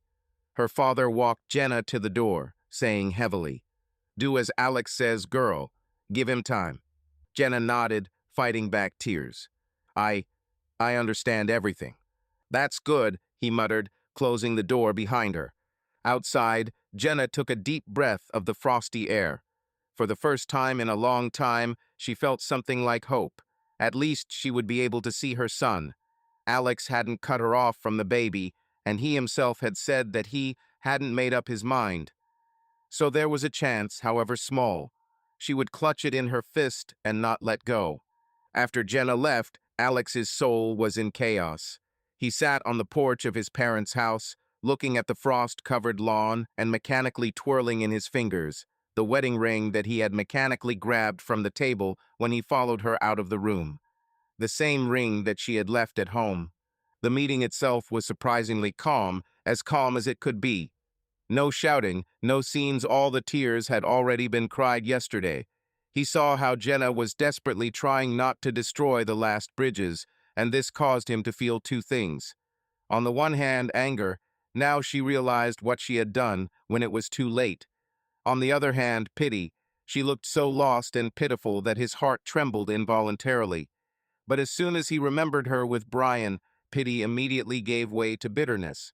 An old childhood friend, Peter, a neighbor, came out to the porch to meet him, having heard from his parents that Alex was here. Peter briefly hugged his friend, sitting down next to him. Brother, I'm in shock, to be honest, he began, unable to find the right words. How are you? Alex shrugged. I'm coping, as best I can. Peter shook his head. I would never have thought about Jenna. Everything was always smooth and calm with you. I thought so too, Alex smiled bitterly. That's probably the problem. Too smooth, too boring. That's why she needed some thrills. Peter snorted. Boring. Nonsense. All marriages go through calm. This is not an excuse. They were silent for a moment. Alex thoughtfully turned the ring in his palm. She wants to try to fix everything. She says that she loves, that it's a mistake. What do you think? The friend asked cautiously. Alex clenched his fist around the ring. I don't think. I'll never be able to trust her again, just imagining. He trailed off, trying to control his anger. Imagining them together makes me feel like I'm on fire. Peter nodded understandingly. It won't go away anytime soon. But, some people try for the sake of the children. For Michael, Alex repeated quietly. He knew perfectly well that he was ready to do anything for his son. But would living together for the sake of the child really be happiness for the child himself? He is not stupid. He will feel the coldness between his parents. Peter seemed to read my mind. My cousin forgave his wife. They are in therapy now. I don't know what will come of it, but anything can happen. Alex winced. The problem is that I'm not sure if I want to, if I can forgive. Even if I want to, will I be able to? Peter patted him on the shoulder. No one is forcing you to decide now. Take a break. A year, half a year. See how she behaves. Maybe she will truly repent and do everything to earn trust. Or maybe I'll throw up just from the sight of her, Alex added dully. The friend sighed. You loved her once. So much that you were envious. Is there no love at all now? Alex thought about it. Love. Such a bright feeling, and now there was only a black lump of pain in his chest. But inside this lump, he understood, embers were still glowing. Memories of happy years, affection, habit, finally. He had not stopped loving her overnight. It was just that this love was now filled with poison. I don't know, he answered honestly. I probably loved, and maybe I love somewhere, but I hate it at the same time. Peter nodded understandingly. I understand. Look, but she's not running to that guy now, is she? She's here. She wants to be with Mike, to talk to you. She says she broke up with him, Alex confirmed with a hint of sarcasm. But he'll be leaving soon anyway, the hero lover. So much the better, the friend noted. He'll leave and won't get in the way. Alex stood up, suddenly feeling tired. I don't know, Pete. I think we'll just live separately for now. And then, we'll see. Maybe that's right, Peter agreed. Don't rush into things, but don't come back thoughtlessly either. Let her show she can be trusted again, if she can. If possible, Alex echoed. That afternoon, he accompanied Jenna and Michael to the park, following at a distance. Not because he was afraid she would take her son away, but rather because he wanted to make sure everything was okay. He watched as Michael perked up with his mother. Jenna brought bread, she and her son fed the ducks and laughed. From the outside, they still looked like the perfect mother and son picture. Alex's heart sank. His son needed her so much. How could he take his mother away from him? But he couldn't bring himself to return the traitor. For now, he decided to go with the flow, day by day. That evening, Alex called a lawyer he knew who specialized in divorce cases. He simply asked for advice on what steps to take and how best to ensure the interests of the child. He had no intention of depriving Jenna of parental rights, but he wanted to guarantee that Michael would live with him at least for the near future. The lawyer advised formalizing their separation and a temporary custody agreement. Alex asked for the necessary paperwork. When he hung up, his hands were shaking slightly. Divorce. It was all heading that way, no matter what. And even though he had told Jenna during the day that he hadn't made up his mind, inside he felt that their story was probably over. Late in the evening, after putting Michael to bed, Alex went out onto the porch again, alone. The stars were twinkling in the sky. He remembered how many years ago, before their wedding, he and Jenna stood hugging under the same winter starfall and dreamed of the future. No one thought about betrayal, lies. They were sure that a long, happy life awaited them. Alex smiled bitterly. His dreams were shattered, but he had to live on for his son. He clenched his wedding ring in his fist and suddenly threw it into the darkness of the yard. The ring sparkled in the moonlight and disappeared into a snowdrift. Alex turned around and went back into the house, having finally made a decision for himself, to say goodbye to the past. The day before Brian left town, Jenna agreed to meet him. She debated for a long time whether to do so. Any meeting with him now was a painful reminder of her mistake. But Brian insisted. He was leaving for a long time, perhaps forever, and he did not want to leave without a farewell. They chose a deserted park away from the crowded places. The damp winter grass was spread under their feet. The air was cold and fresh. Brian had arrived earlier and was waiting for her by the bench. When he saw Jenna, he smiled vaguely. Hello. Hello, she responded quietly. They sat down. They were silent for a while, not knowing where to begin. Brian spoke first. I'm glad you came. I understand that things are not easy for you now. Jenna pressed her fingers to her temples. Yes, it is not easy. He looked at her with pain. I'm so sorry it happened. I never wanted to ruin your life. I know, she sighed. I was responsible for it as much, if not more. Brian lowered his head. It doesn't matter. If I hadn't shown up, maybe you would have continued to be happy. I don't know. Jenna shook her head. There was definitely something missing in my marriage for me to slip into the past so easily. That's not an excuse, but it's a fact. Brian carefully touched her hand. She didn't pull away. What now? Alex. Will he forgive?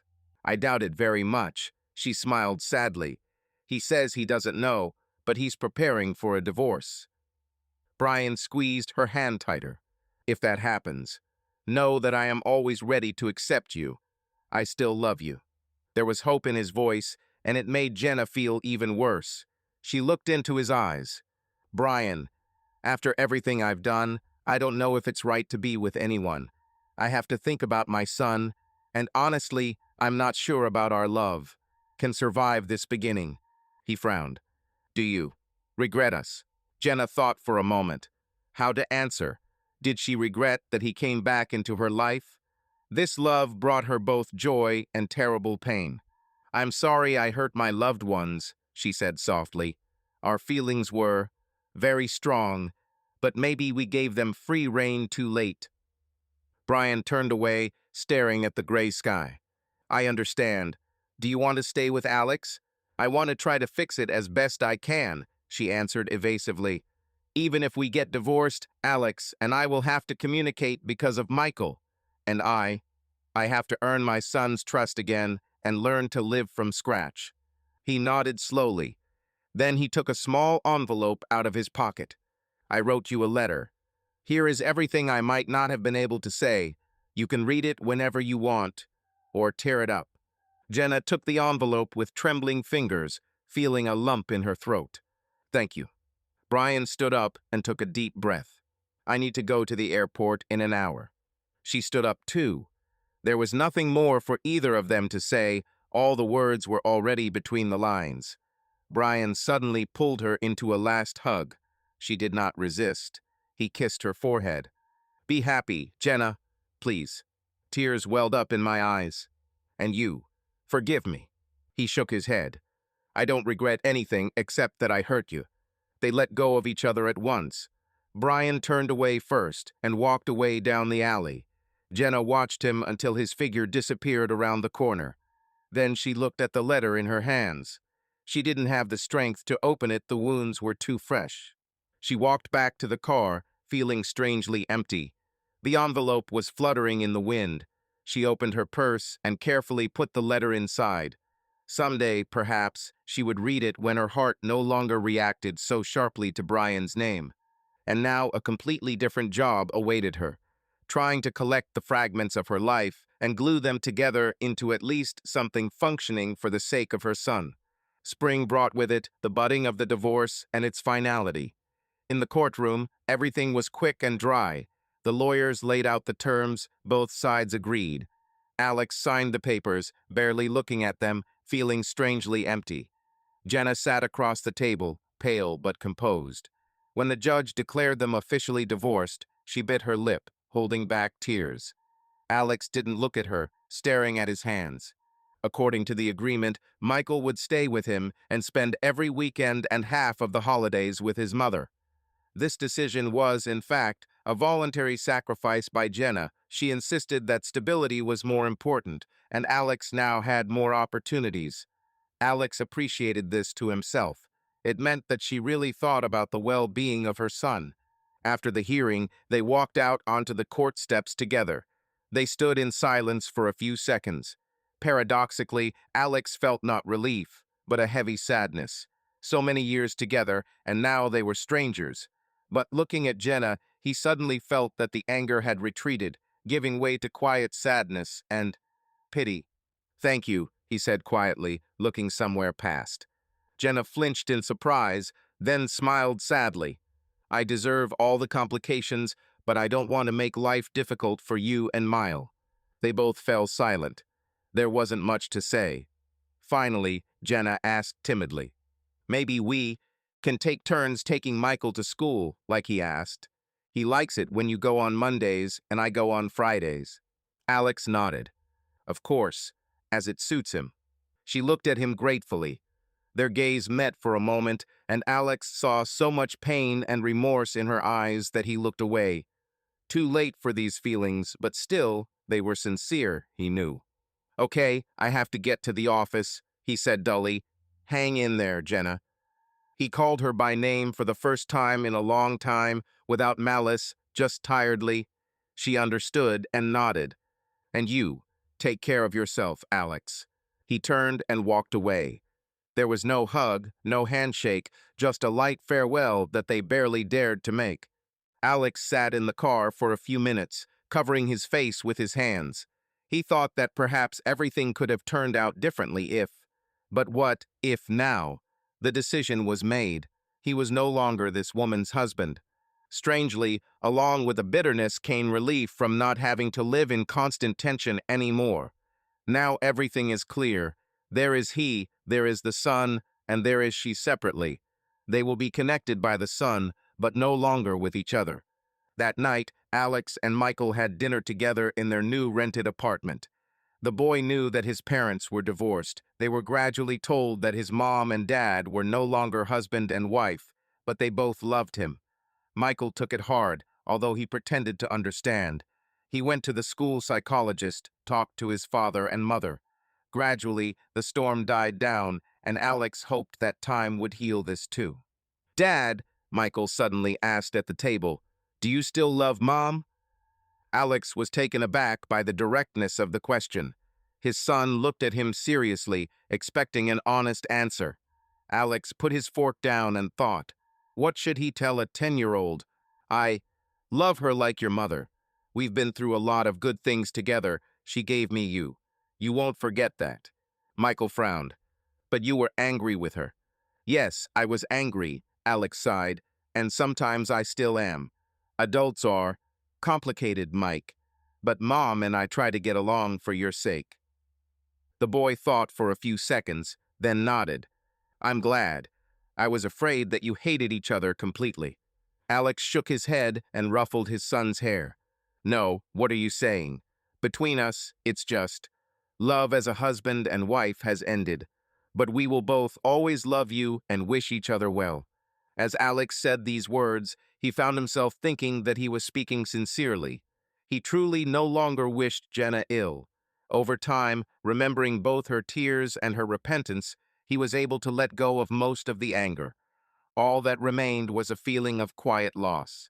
You know, Michael suddenly said quietly, I still believe that you will be happy, even if you are not together.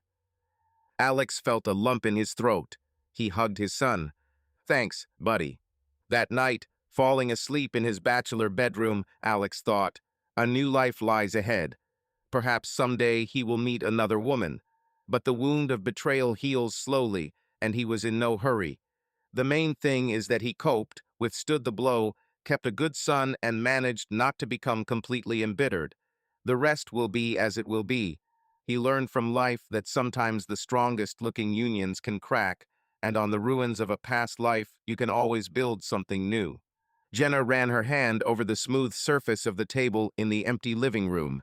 The house that had once been a family nest now seemed too big and quiet. After the divorce, Alex had decided to move out, leaving the house to her and Michael so that his son would have a familiar environment at least on the days when he visited his mother. Jenna appreciated the gesture. No matter what, Alex thought of the child first. She placed fresh flowers on the table, a habit that had become a kind of therapy for her. Every week, she bought a bouquet of daisies at the farmer's market. At first, it was painful, a reminder of those joyful and forbidden moments with Brian. But gradually, the daisies became a symbol of a new goal, to be as sincere and pure in her feelings as these simple wildflowers. Jenna took a mug of tea and sat down in a chair by the window. An envelope lay on her lap, the same letter from Brian that she had been hesitant to read for so long. Today, while sorting through papers, she came across it and felt ready to find out what was in it. She sat at the kitchen table, bent over the neatly folded sheets of paper that were kept in an envelope addressed in his handwriting. The house was silent. Only the wall clock ticked steadily in the semi-darkness, measuring the seconds between the past and the present. Jenna unfolded the sheets of paper, and her heart sank that same neat, recognizable handwriting of Brian. Clean, a little angular, always neat, like himself. She sighed and began to read. Dear Jenna, if you are reading this letter, it means that our paths have diverged. I don't know where you are or with whom, but I want you to know that I have never regretted meeting you again. You gave me a spark of happiness in my life, albeit a short chapter. I'm sorry it all happened this way. I'm sorry for the pain we caused each other and your loved ones. It wasn't supposed to happen this way. We both knew where we stood, but we moved forward anyway. Maybe we just wanted to believe that time could be turned back. Tears began to form in the corners of her eyes. Jenna ran her fingers along the edge of the paper as if she wanted to touch him from a distance. I believe you can do it. You are an amazing woman, strong, kind, real. Let Alex not forgive you, but perhaps one day he will understand. And if not, there will definitely be people around you who will appreciate you again, who will see the same woman that I saw. I will always remember our youth silly, sunny, reckless, and those weeks when it seemed to me that we had turned back time. It was a miracle, albeit with a bitter price. For a moment, the words swam before her eyes, covered in a film of tears. Jenna pressed her lips together, holding back a sob. Pain, shame, love, regret, all tangled in a tight knot inside her. I wish you and Michael happiness. Build a new life even without me. I will try too. A piece of my heart will always be yours. Love you. Goodbye. Yours B. She sat there for a long time until the lines of the letter faded in the darkness, and her fingers clenched the edges of the paper until they trembled. It was a farewell, the last, tender and merciless. And in this silence, among the smell of cold coffee and the barely audible sound of drops outside the window, Jenna suddenly realized there is no turning back. Jenna closed her eyes and let the tears slowly roll down her cheeks. But they were quiet, sweet tears. The letter didn't bring sharp pain, but rather a sad gratitude for the feelings they shared and for Brian letting her go with love. She folded the letter, put it back in the envelope, and put it in the box with her mementos. There were already her wedding photos, postcards from Alex from years past, Michael's drawings, a kind of life box where memories would remain but would not interfere with her life. Life improved little by little. Jenna worked a lot. She expanded her cake business, started an online page, and got more customers. It distracted her and gave her a sense of usefulness. On weekdays, she went to yoga and painting classes, finally allowing herself to indulge in hobbies that she hadn't had the time or courage for before. Little by little, she learned to be self-sufficient. Michael came to visit her twice a week, sometimes staying overnight on weekends. Those days were a holiday. She tried not to pester her with questions about her dad, behaved naturally, although at first she felt constrained. She and her son had to rebuild a relationship of trust. He had experienced a difficult time with his parents' breakup, and Jenna did a titanic job to regain his trust. She visited a psychologist with him, read books about childhood trauma of divorce, talked to Mike sincerely, answered his questions as honestly as possible, without unnecessary details. Gradually, Michael stopped being afraid that his mother would disappear again. He saw that she was always waiting for him, always ready to listen and support. And Jenna was happy with every call or message he made on the days when he was with his father. Before, she somehow missed these little things, busy with her own longings and dreams. Now, every minute with her son became precious. She saw Alex occasionally on Michael's broadcast at school events. They were politely distant. His gaze was cold at first, but over time it softened to neutrality. They exchanged the necessary remarks about their son's affairs, nothing more. And yet, for Jenna, it was a relief. At least he no longer looked at her with hatred. Once, when he was picking up Michael, Alex even asked how her cake business was going. Jenna, surprised, answered a few words, and there was no disdain in Alex's eyes, only calm curiosity. She later recalled this short, seemingly ordinary conversation as a sign.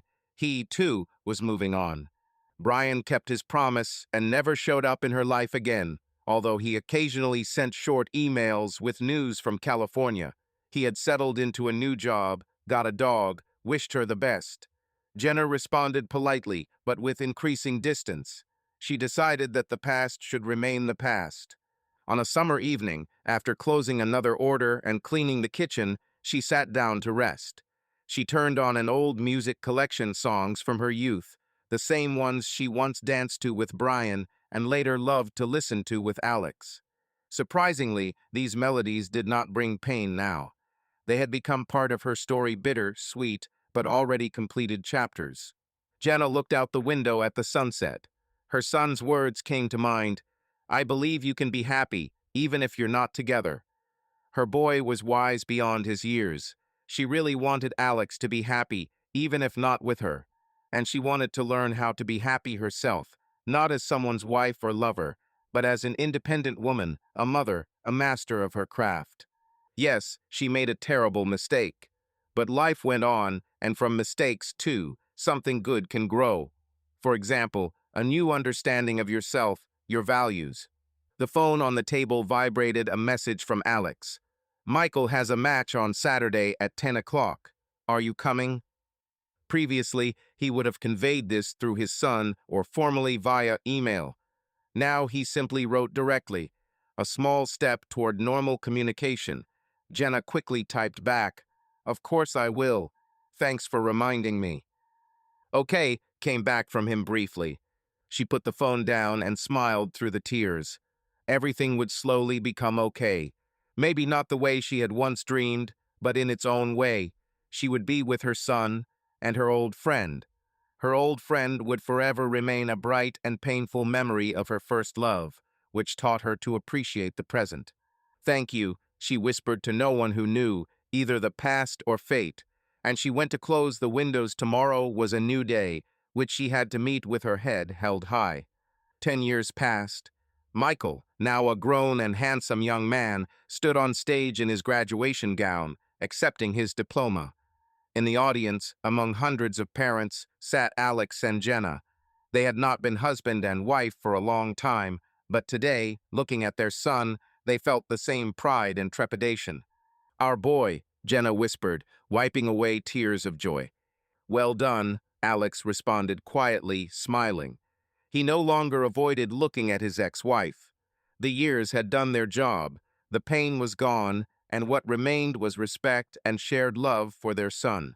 After the ceremony, everyone got mixed up in the festive bustle. Michael, beaming, rushed to his parents. "So, how am I?" "We're so proud of you," Jenna said, hugging him. Alex patted his son on the back. "Well done, champion." The three of them went out into the schoolyard, where the graduates were already having fun and taking photos with their families. Michael ran off to his friends for a minute, leaving his parents alone. The setting sun gilded the treetops, filling the air with the warmth of a June evening. Alex looked at Jenna. "I can't believe he's already a graduate. It seems like just yesterday we were taking him to first grade." Jenna smiled, nodding. "Yes, time flies." She smoothed a strand of gray hair at her temple. There were small wrinkles around her eyes, but her face was calm. Alex looked mature and confident. His hair was also starting to gray. They had long since ceased to be those young spouses. Each had gone his own way. "Thank you," Alex suddenly said quietly. Jenna looked at him in surprise. "For what?" He turned his gaze to Michael, who was laughing, surrounded by his classmates. "For raising such a wonderful son. I couldn't have done it alone."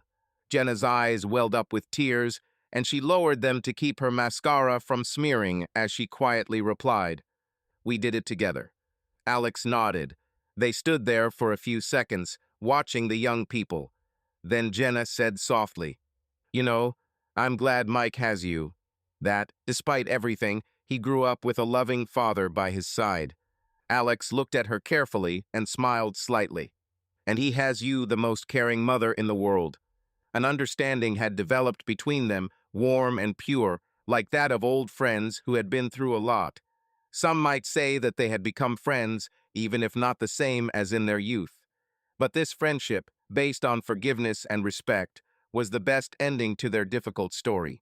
Michael ran back, pulling his parents into a three-person photo.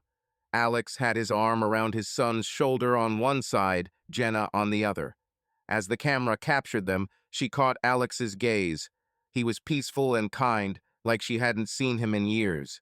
She smiled back, equally grateful. The click of the shutter stopped the moment. Three people remained in the photograph, not an ideal family, but still a family, inextricably bound by the bonds of love for their son and respect for each other. The past was behind them. The first sharp feelings had long since died down. Jenna remembered her first love, Brian, as a distant, beautiful dream with warmth, but without regret. Alex sometimes thought of that difficult time as a test that made him wiser. They had both long ago drawn conclusions and moved on. As the sun sank lower and the graduates left to celebrate with friends, Alex walked Jenna to her car. "Take care of yourself," he said as usual as he said goodbye. "And you," she answered softly. Michael waved from the parking lot as he got into his friend's car for the graduation party. Alex and Jenna waved to their son together. Then they looked at each other again, their eyes silently expressing their happiness for their child and a quiet understanding. "See you at the college graduation," Alex joked. "Definitely," Jenna smiled. They went their separate ways, he to his car, she to hers. Two paths that had long been parallel. But from time to time they crossed paths for the sake of the most precious thing they had and still have, their son. And in this intersection there was always something good. The memory of the years spent together, forgiveness for the insults, and the realization that life had arranged everything as it should. Maybe not as they dreamed of in their youth, but perhaps as it was necessary for each of them to find their own path to happiness.